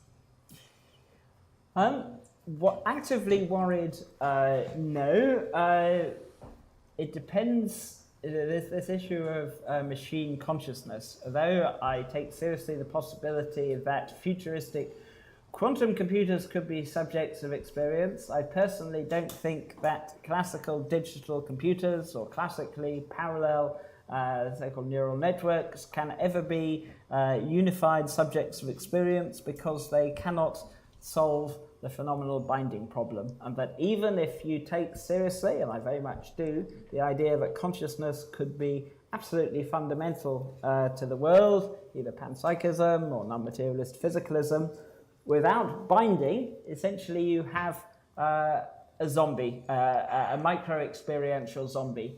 And I would say you are a micro-experiential zombie when you are dreamlessly asleep, just at most just 86 billion discrete membrane-bound nerve cells or pixels of experience. I think the population of the United States, skull-bound minds, is a micro-experiential zombie to the extent there's no unified subject of experience. So although I'm prepared to acknowledge, of course, could be completely mistaken, I don't think classical digital computers are spontaneously going to wake up, become subjects of experience, and I don't think they can suffer. And therefore, if we choose, for example, to offload all sorts of functions onto smart prostheses, we needn't worry that this smart prosthesis is undergoing suffering simply because it has the functional role of nociception, for example. Good. So no video game characters are suffering, and future potential suffering risks, which are perhaps along the lines of mind crimes, amongst the most worrisome ones potentially, if one thinks that emulations are possible, are you not worried about? This is good. This is off your plate. Great. Questions over here and then in the back.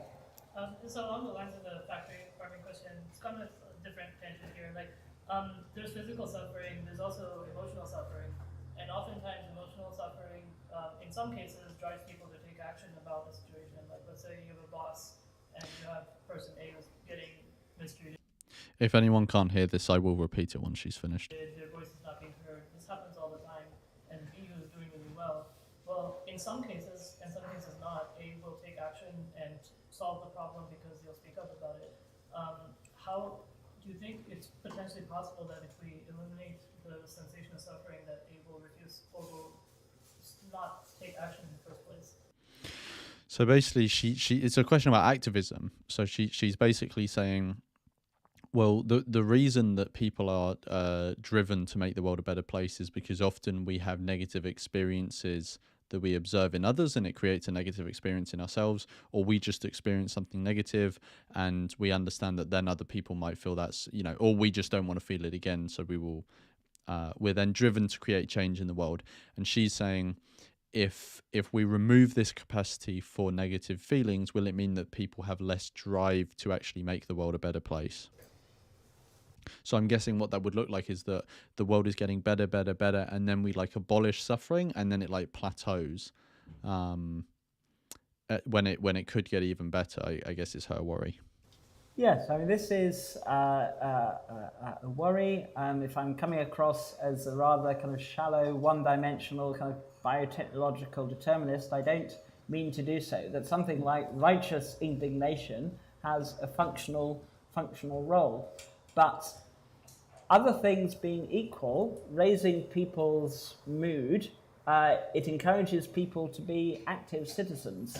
And that by recalibrating your, let's say, you believe, you have a strong conviction that we should be aiming for social justice for human and non-human animals, raising your hedonic set point as distinct from making you indiscriminately blissful is actually likely to make you a more effective a citizen. And this is turning the kind of the Brave New World objection on its head. Huxley recall suggesting that if people were happy on Soma, blissful, that they would be mere dupes of the ruling elite. Whereas actually, if you have people who are extremely high hedonic set point, you'll get the opposite of subordinate behavior. If anything, if you have, let's say, 320 extremely happy million people, let's say, in the States, you would have active citizens, whereas depressives are more prone to get stuck in a rut, to in a sense, this kind of a spectrum of learned helplessness and behavioral despair. Yeah, you wrote a really good piece on answers to 1984, which kind of unmasked many of the kind of Soma and other kind of plot devices as kind of straw mans of a utopia. Yes, I mean, this idea that when people are visualizing the future, what they're really doing is remembering movies and books from their childhood. When one is, if you think of the future, you're probably, part of you at least is, it comes Star Trek, but in the case of the idea of radical super happiness, life based on gradients of intelligent bliss, a lot of people will just click, isn't that just Brave New World? And of course, in fairness, there are countless pitfalls that need to be seriously, systematically researched. But I say... It's good he's acknowledged that there are pitfalls and, risks, to this stuff. It would actually be interesting for him to map those out. So actually, if I have him on, I might note that down, and just, if I have him on ever, if he's able to come on, I might ask him about those. Pitfalls. I don't think there are any insuperable obstacles. Right. Well, okay, we have a couple questions. You in the back. Yeah, could you speak up perhaps? Yeah, maybe my understanding of Buddhism is a little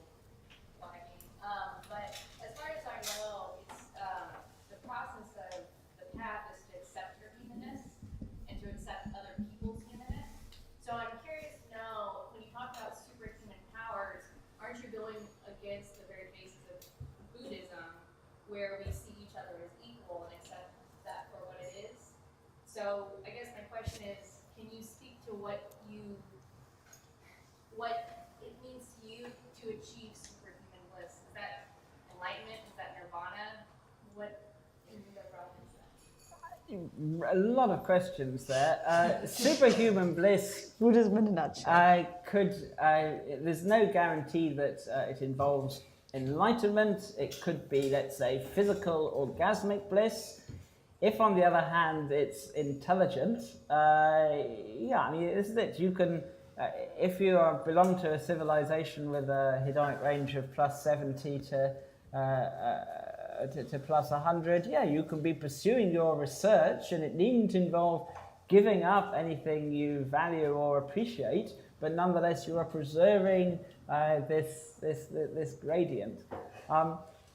Why invoke Buddha at all? As I said, it's more to just defang this, the very term negative utilitarianism. It's just so depressing, whereas Buddhism has a lot of positive associations. But I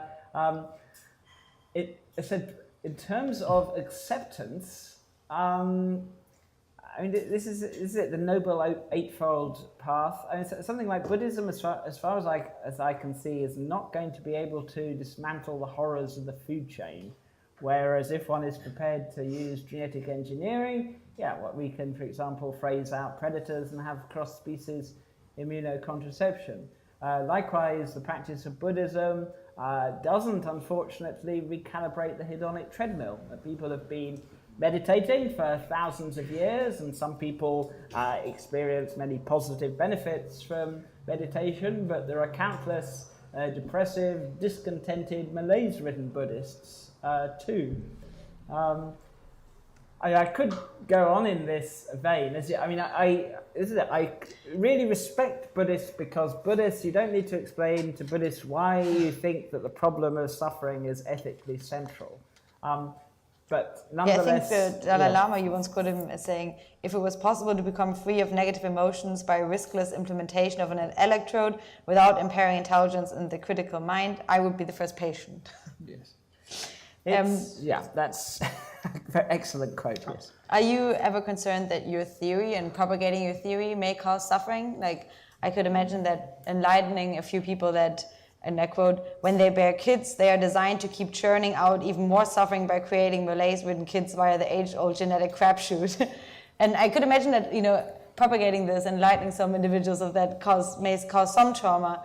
And then in the absence of being able to change that already, you've made them aware of the fact, and perhaps even aware of the fact that they're kind of like wrongfully, enjoying the life that they are just leading because of evolutionary genetic pressures.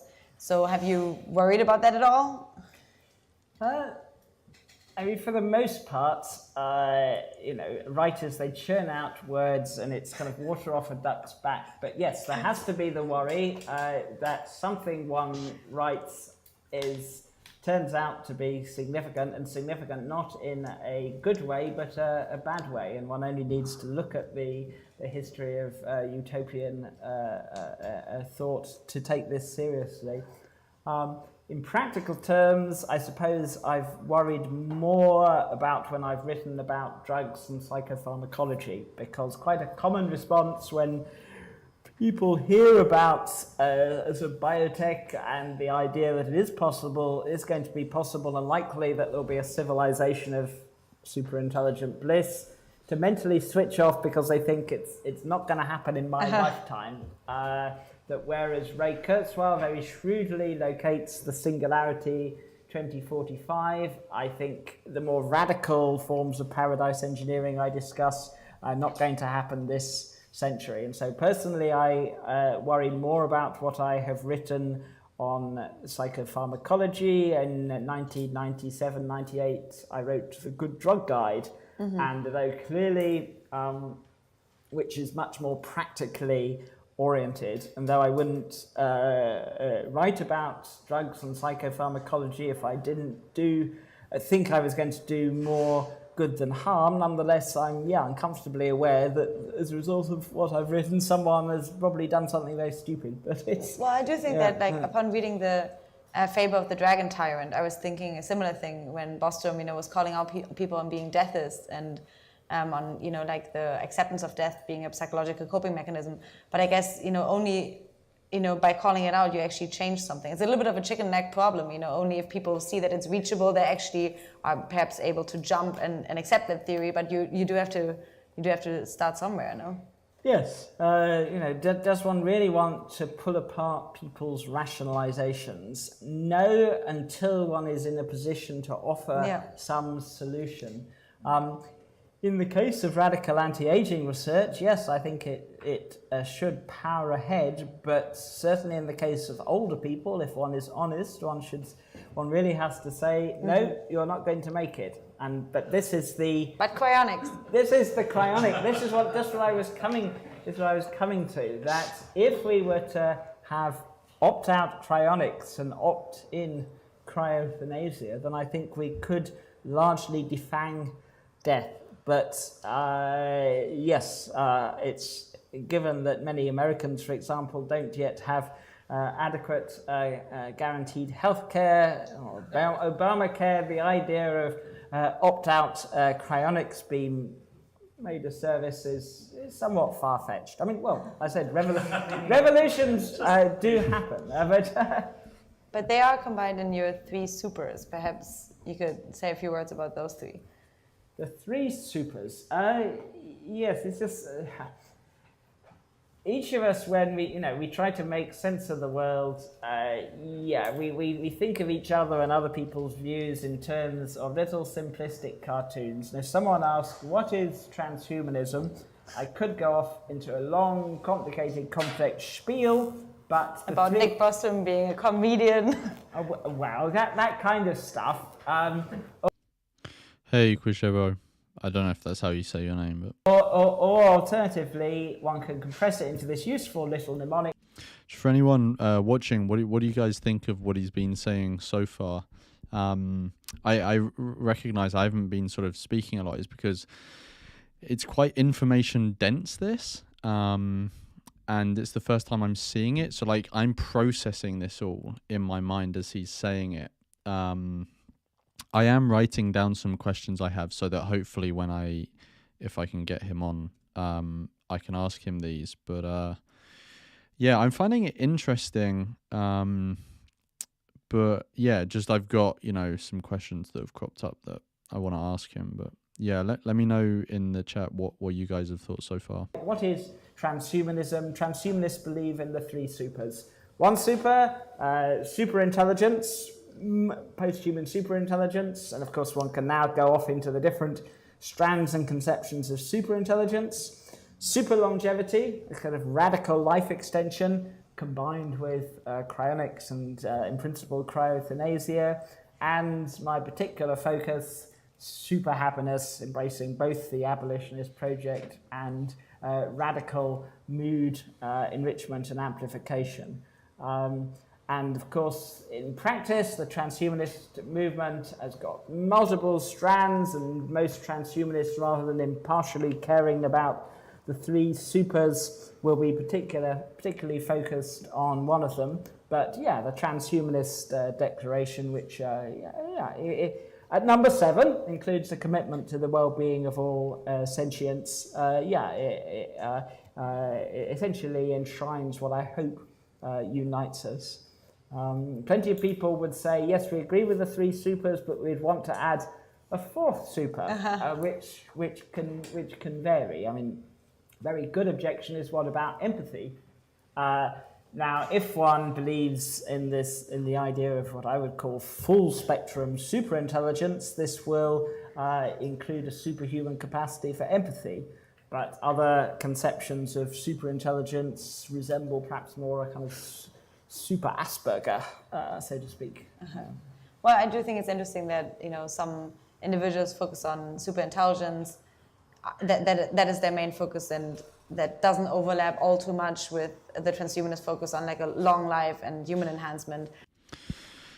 So I'm just looking at what people have said in the chat about their reactions to this. A couple of people have said, so I think the general sort of feeling that people are getting in the chat is that this is all like quite far-fetched. And yeah, I mean, I'm not like privy to all these different technologies and like how realistic they are and whereabouts they are on the what level of development they're at now. I mean, a lot of it does seem rather fanciful to me as well. But if you think about it, go backwards 100 years, like everything we have now would have been a complete daydream to the people they have, the stuff they had back then. So if we carry on our current trajectory, it may be the case that these sort of things can be brought around. But I think even if these technologies are brought around, just given the track record of humans, they are not going to be spread out equally.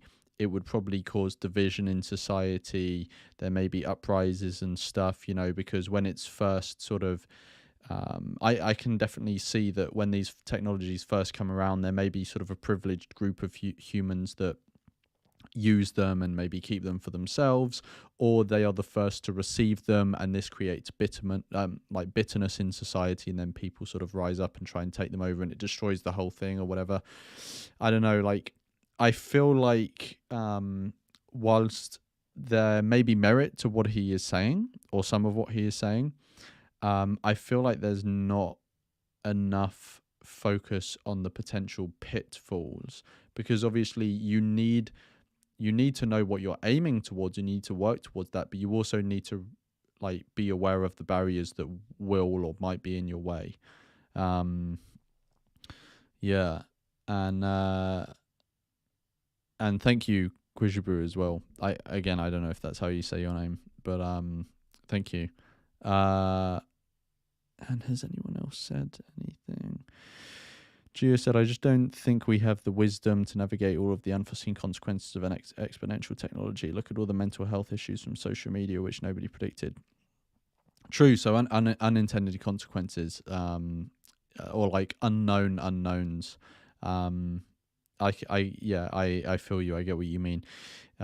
It's sort of like the payoff could be quite high for this, but also the risk seems quite high, and we just don't know enough, and it just seems like a safer bet to just not create people, and also that is just the better thing to do, but obviously he thinks that is impractical, and that the two do sometimes go off different beaten paths, but all right, I think, oh my god, okay, we have a ton of questions.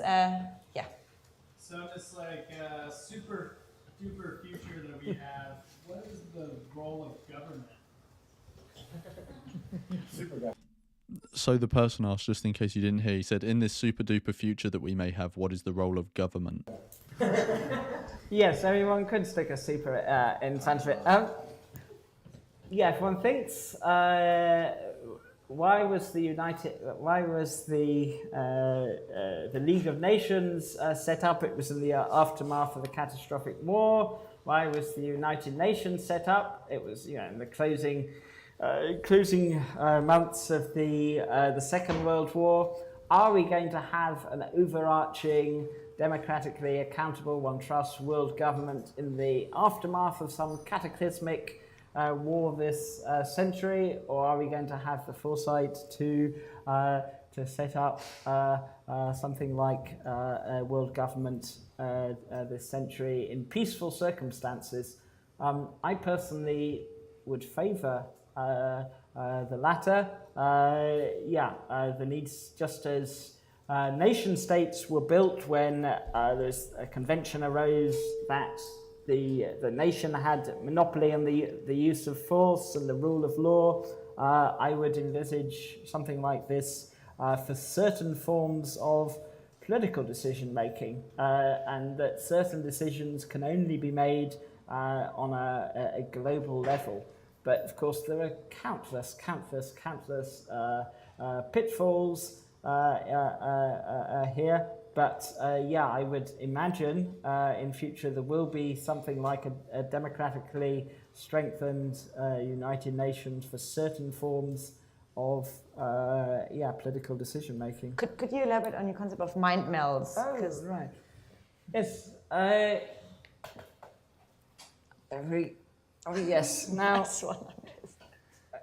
when one considers one's own ignorance, one perhaps is going to be one reflexively thinks of one's limitations, let's say, as a mathematician, or one's lack of prowess at quantum mechanics, or something like that. But just as profound, and arguably more so, is ignorance of the inner lives of other sentient beings, that each of us are kind of solipsistic world simulations. The existence of the sentience of others is a speculative hypothesis, and this explains a lot of our quasi-sociopathic behavior towards each other.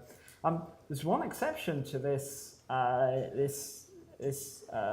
generalization, and that is the Hogan sisters, who are conjoined twins. They share a thalamic bridge, and to some extent they can actually experience each other's thoughts and feelings and see what the other sees. It's very incomplete. Oh, that's so odd. But yeah, when one imagines the future, it's quite possible that I've never heard of these twins. That's so bizarre. this skull-bound individualism will continue indefinitely. But equally, with reversible thalamic bridges, for example, it may be possible to do the equivalent, possibly even the cross-species equivalent, of a kind of Vulcan mind meld and essentially commune with the experiences of other sentient beings. And it's hard to know where to start when discussing the kind of momentous implications, the moral implications, when this kind of knowledge becomes accessible. Also, the implications for decision theoretic rationality. One knows that particularly in the rationalist community, with many scientists, people switch off when one starts talking about morality and morals. They think of it, somehow weak-minded, it's all subjective. But when we can, if and when we can routinely access each other's preferences, desires, values, experiences, behaving in a selfish way, selfish in the sense we use the term today, may come to seem not just immoral, but irrational. It would be sort of harming another person would be akin to harming oneself. There's a good paper on coalescent minds. I don't know if you know that, about like also bridging your minds, and then that by accessing the other mind's source code, you could actually credibly commit, which would lead to really good game theoretic scenarios. Yes. So nice. Yeah. So I was just wondering, in the context of being compassionate for all sentient beings, as far as guilt, the feeling of guilt that when you're failing to do. Is guilt a useful emotion in this effort to be compassionate to all sentient beings? So the question is, for anyone who didn't hear, is guilt a useful emotion when talking about, being compassionate for other beings? Am I making any sense? I think guilt is an example of something. To me, that's a feeling of. To me, guilt is a form of suffering. Yeah. And but then guilt can also motivate us to behave ethically, and I suppose, and if I'm being having empathy for all sentient beings, then Just a reminder for everyone watching, like the video, and then it'll get boosted so more people will see it, and then more people will understand the nuances of antinatalism and transhumanism. I'm doing my behavior, the things I do are somehow causing harm, whether I'm eating. Yeah, JB in the chat. That is one mind meld you do not, you do not want to have. Imagine if there was some sort of like lottery and you just got to pick one and you were stuck with Jimmy Savile. Jesus Christ. Or I'm not recycling some plastic. I don't know. There's all the time harm. For anyone that doesn't know, Jimmy Savile is like, he's dead, but pedo from the UK. We're constantly doing to other sentient beings, and if I have empathy all the time, think I will suffer a lot. Yes, which is why I most certainly wouldn't urge just simply the abolition of guilt without its functional replacement until such a time exists Yeah, as Amanda says, mega pedo. that there is no need even for functional replacements. But I mean, the example of something of an agent like MDMA or ecstasy today, which induces both empathy and euphoria.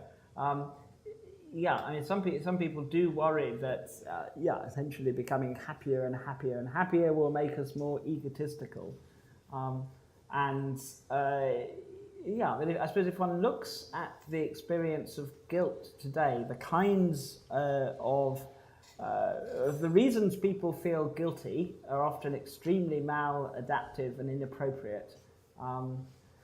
Sorry, that's a rather waffly answer.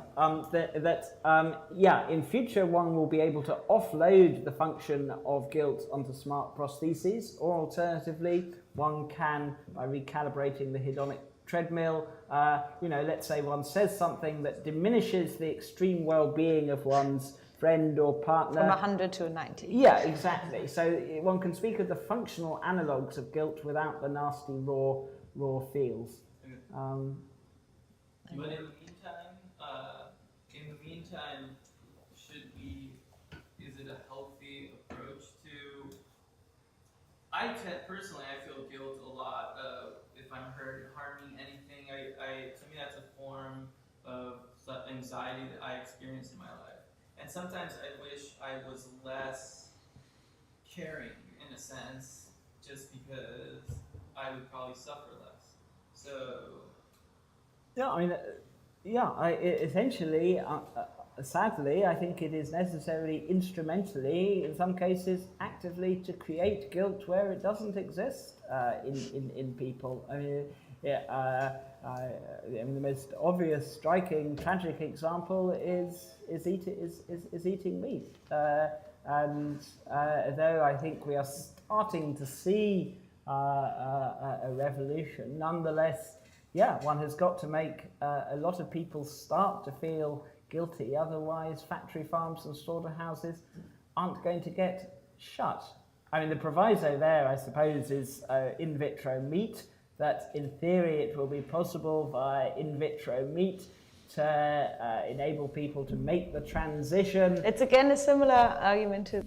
I think that's how it's going to go as well. I don't think humans are going to be able to, fucking grow up ethically and stop abusing innocent sentient beings for trivial reasons. So I think we're going to have to sort of just swap it out and give them the same thing without the suffering. The Bostrom argument on the dragon tyrant, you need to have some kind of carrot for them along as well. Yeah, it's... And making it easy to do good. Isn't the possibility of encouraging guilt totally against being a negative utilitarian? Shouldn't you find an alternative, like promoting love or joy from good choices? I mean, ideally, whenever possible, it's just sometimes, given the way we are constructed today, that the only way to get someone to change their behaviour is induce some kind of guilt.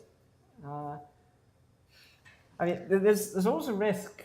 I think of sounding as though one has got the solution to all the world's problems, and basically life is extraordinarily messy and complicated. It goes without saying, and that though I very much hope that we can have this long-term goal of phasing out the biology of suffering. There are just countless messy dilemmas. I don't regard eating whether or not to eat meat as a moral dilemma, sort of agonizing, but nonetheless, sadly, the only way I know to induce some people to give up is to try to, in a sense, shame them, make them feel at least some kind of twinge of discomfort that they might be doing something that's seriously wrong.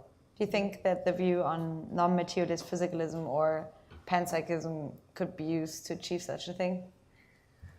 I suspect or too complicated, don't get into it. I suspect this is it. If one already has quite controversial views, then exposing people to other controversial views may simply make that. Don't spend all your witness points at once. Is weird. Yes, exactly. Nonetheless, in a different context, yes, anyone who is exercised by the hard problem of consciousness, the binding problem, philosophical issues, then yes, if they do come to the conclusion that panpsychism or non-materialist physicalism is true, it may shift their ethical perspective. But for reasons I was saying earlier, you might imagine that panpsychists or non-materialist physicalists tend to sort of abundantly populate the world with minds, whereas I have no compunction about eating a carrot or kicking a lettuce, or for that matter, doing so, slaughtering countless digital zombies when I play Modern Combat. Well, I think before we all head over and slaughter some lettuces at the snack bar, I think usually I'd like to close those salons with on a hopeful note. And when we had dinner the other day, I asked you whether you're hopeful about the hedonistic imperative, and you said you were locally hopeful, but actually just an ultra pessimist on the long run. You wanted to end on a positive note. Yes. I do want to end on a truthful note too. Right. No, I mean, it's just if one takes unitary-only quantum mechanics, Everettian quantum mechanics seriously, there are hell worlds and hell branches. Or if more generally one has a block universe conception of space-time or Hilbert space, unfortunately, yes, simply getting rid of suffering in our local little puzzle of reality, it doesn't abolish suffering elsewhere.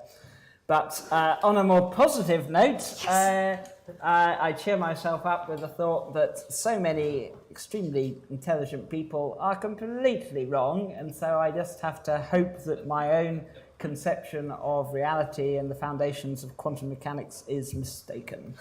Great. And that at least locally, within our little puddle, we can realize the hedonistic imperative. Oh, yes, as I said, it sounds odd saying that one is incredibly pessimistic and one is pretty confident that we're heading for a future of, yes, glorious and sublime happiness that is totally unimaginable today, but for technical reasons, yes, I think the future is sublime. Could you put any kinds of percentages on that? Because when in the last salon, just for context, with Anders Sandberg, he said, well, it's so interesting, we have a chart at Future of Humanity Institute where people are plotting the extinction risks. And, he says even if they're at 20 and people are worried that, extinction risk is at 20, he thinks but it's 80% chance we'll make it through. And so given, that your future may not be the kind of Bustrian future of just colonizing the galaxy, but more of the realizing the hedonistic imperative.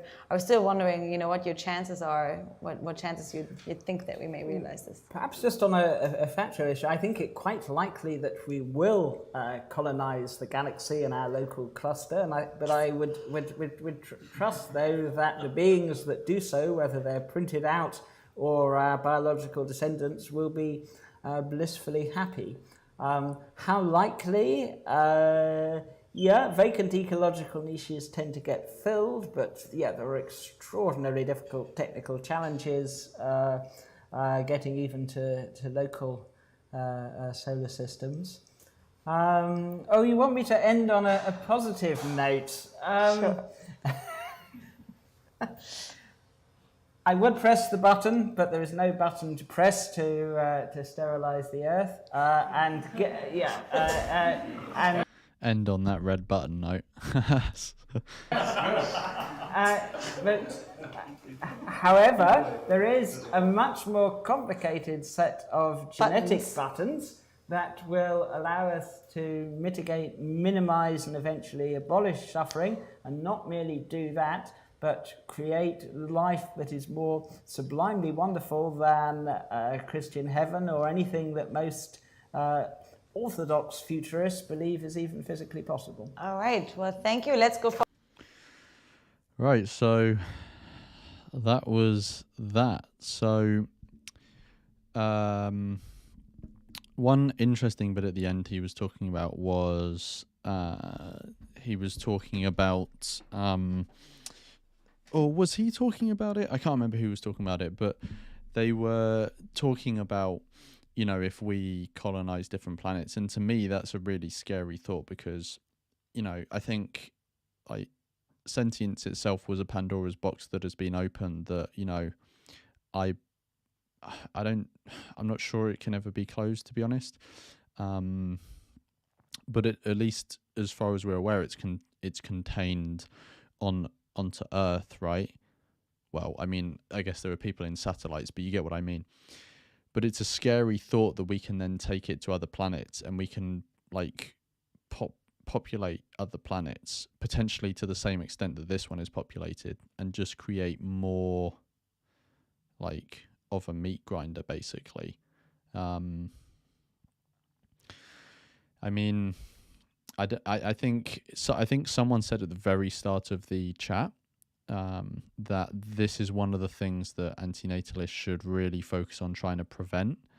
You know, there are like certain catastrophic things that could happen that antinatalists can try and prevent, and that seems like one of them. So yeah, I don't know.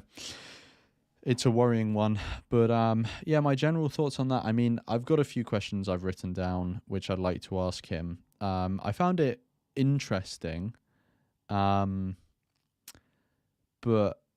I think I just come back to the whole thing of like, I think we should be doing both things. We should be trying to make the quality of people's lives better so the burden of existence is lowered, but we should also try and reduce the amount of people or individuals generally being brought into existence. I think we need to straddle both of those lines, but he seems to just be, you know, whole hog, like balls deep going into this. You know, we need to find bliss and all of this stuff. And, you know, if that can be done, that seems like it would be progress, but it would be better to just not create the people in the first place. And so why don't we have that as at least somewhat of a focus? Do you get what I mean? So yeah, I don't know what you guys thought. But yeah, I thought it was interesting. I would hopefully be able to get him on. I did mention it on Twitter, but I think I'll like formally reach out to him at some point after I've done a bit more thinking and maybe watched a few other things.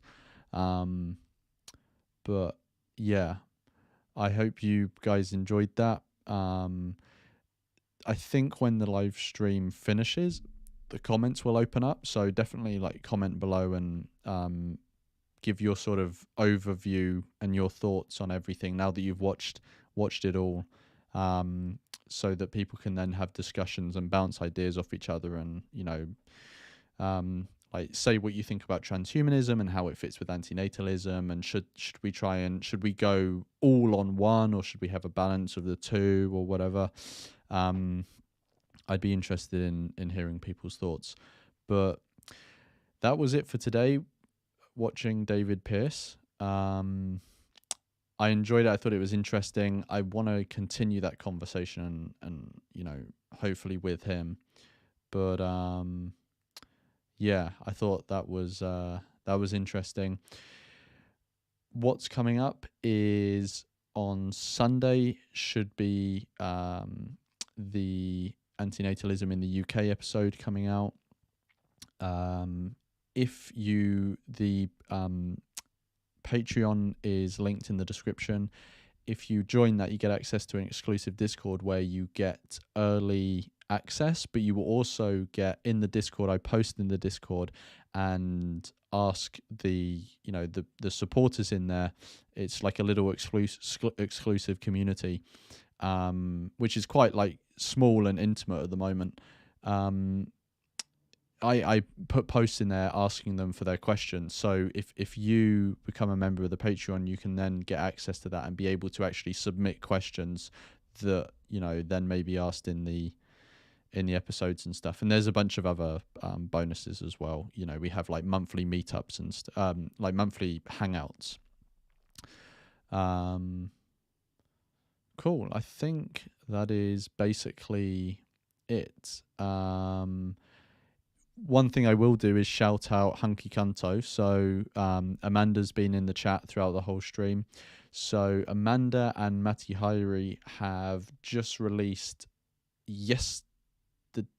it was yesterday, the first episode of their new series, Hunky Cunto. So definitely go and check that out. That's on the Exploring Antinatalism podcast YouTube channel. I watched the first episode. I really enjoyed it. And yeah, definitely go and check that out. And other than that, I think it's been a decent stream. I was a bit quieter for this one because it was so information dense and I was like learning throughout the whole thing. So now my brain is kind of fucked. But yeah, thanks everyone for joining. And I will see everyone in the next one.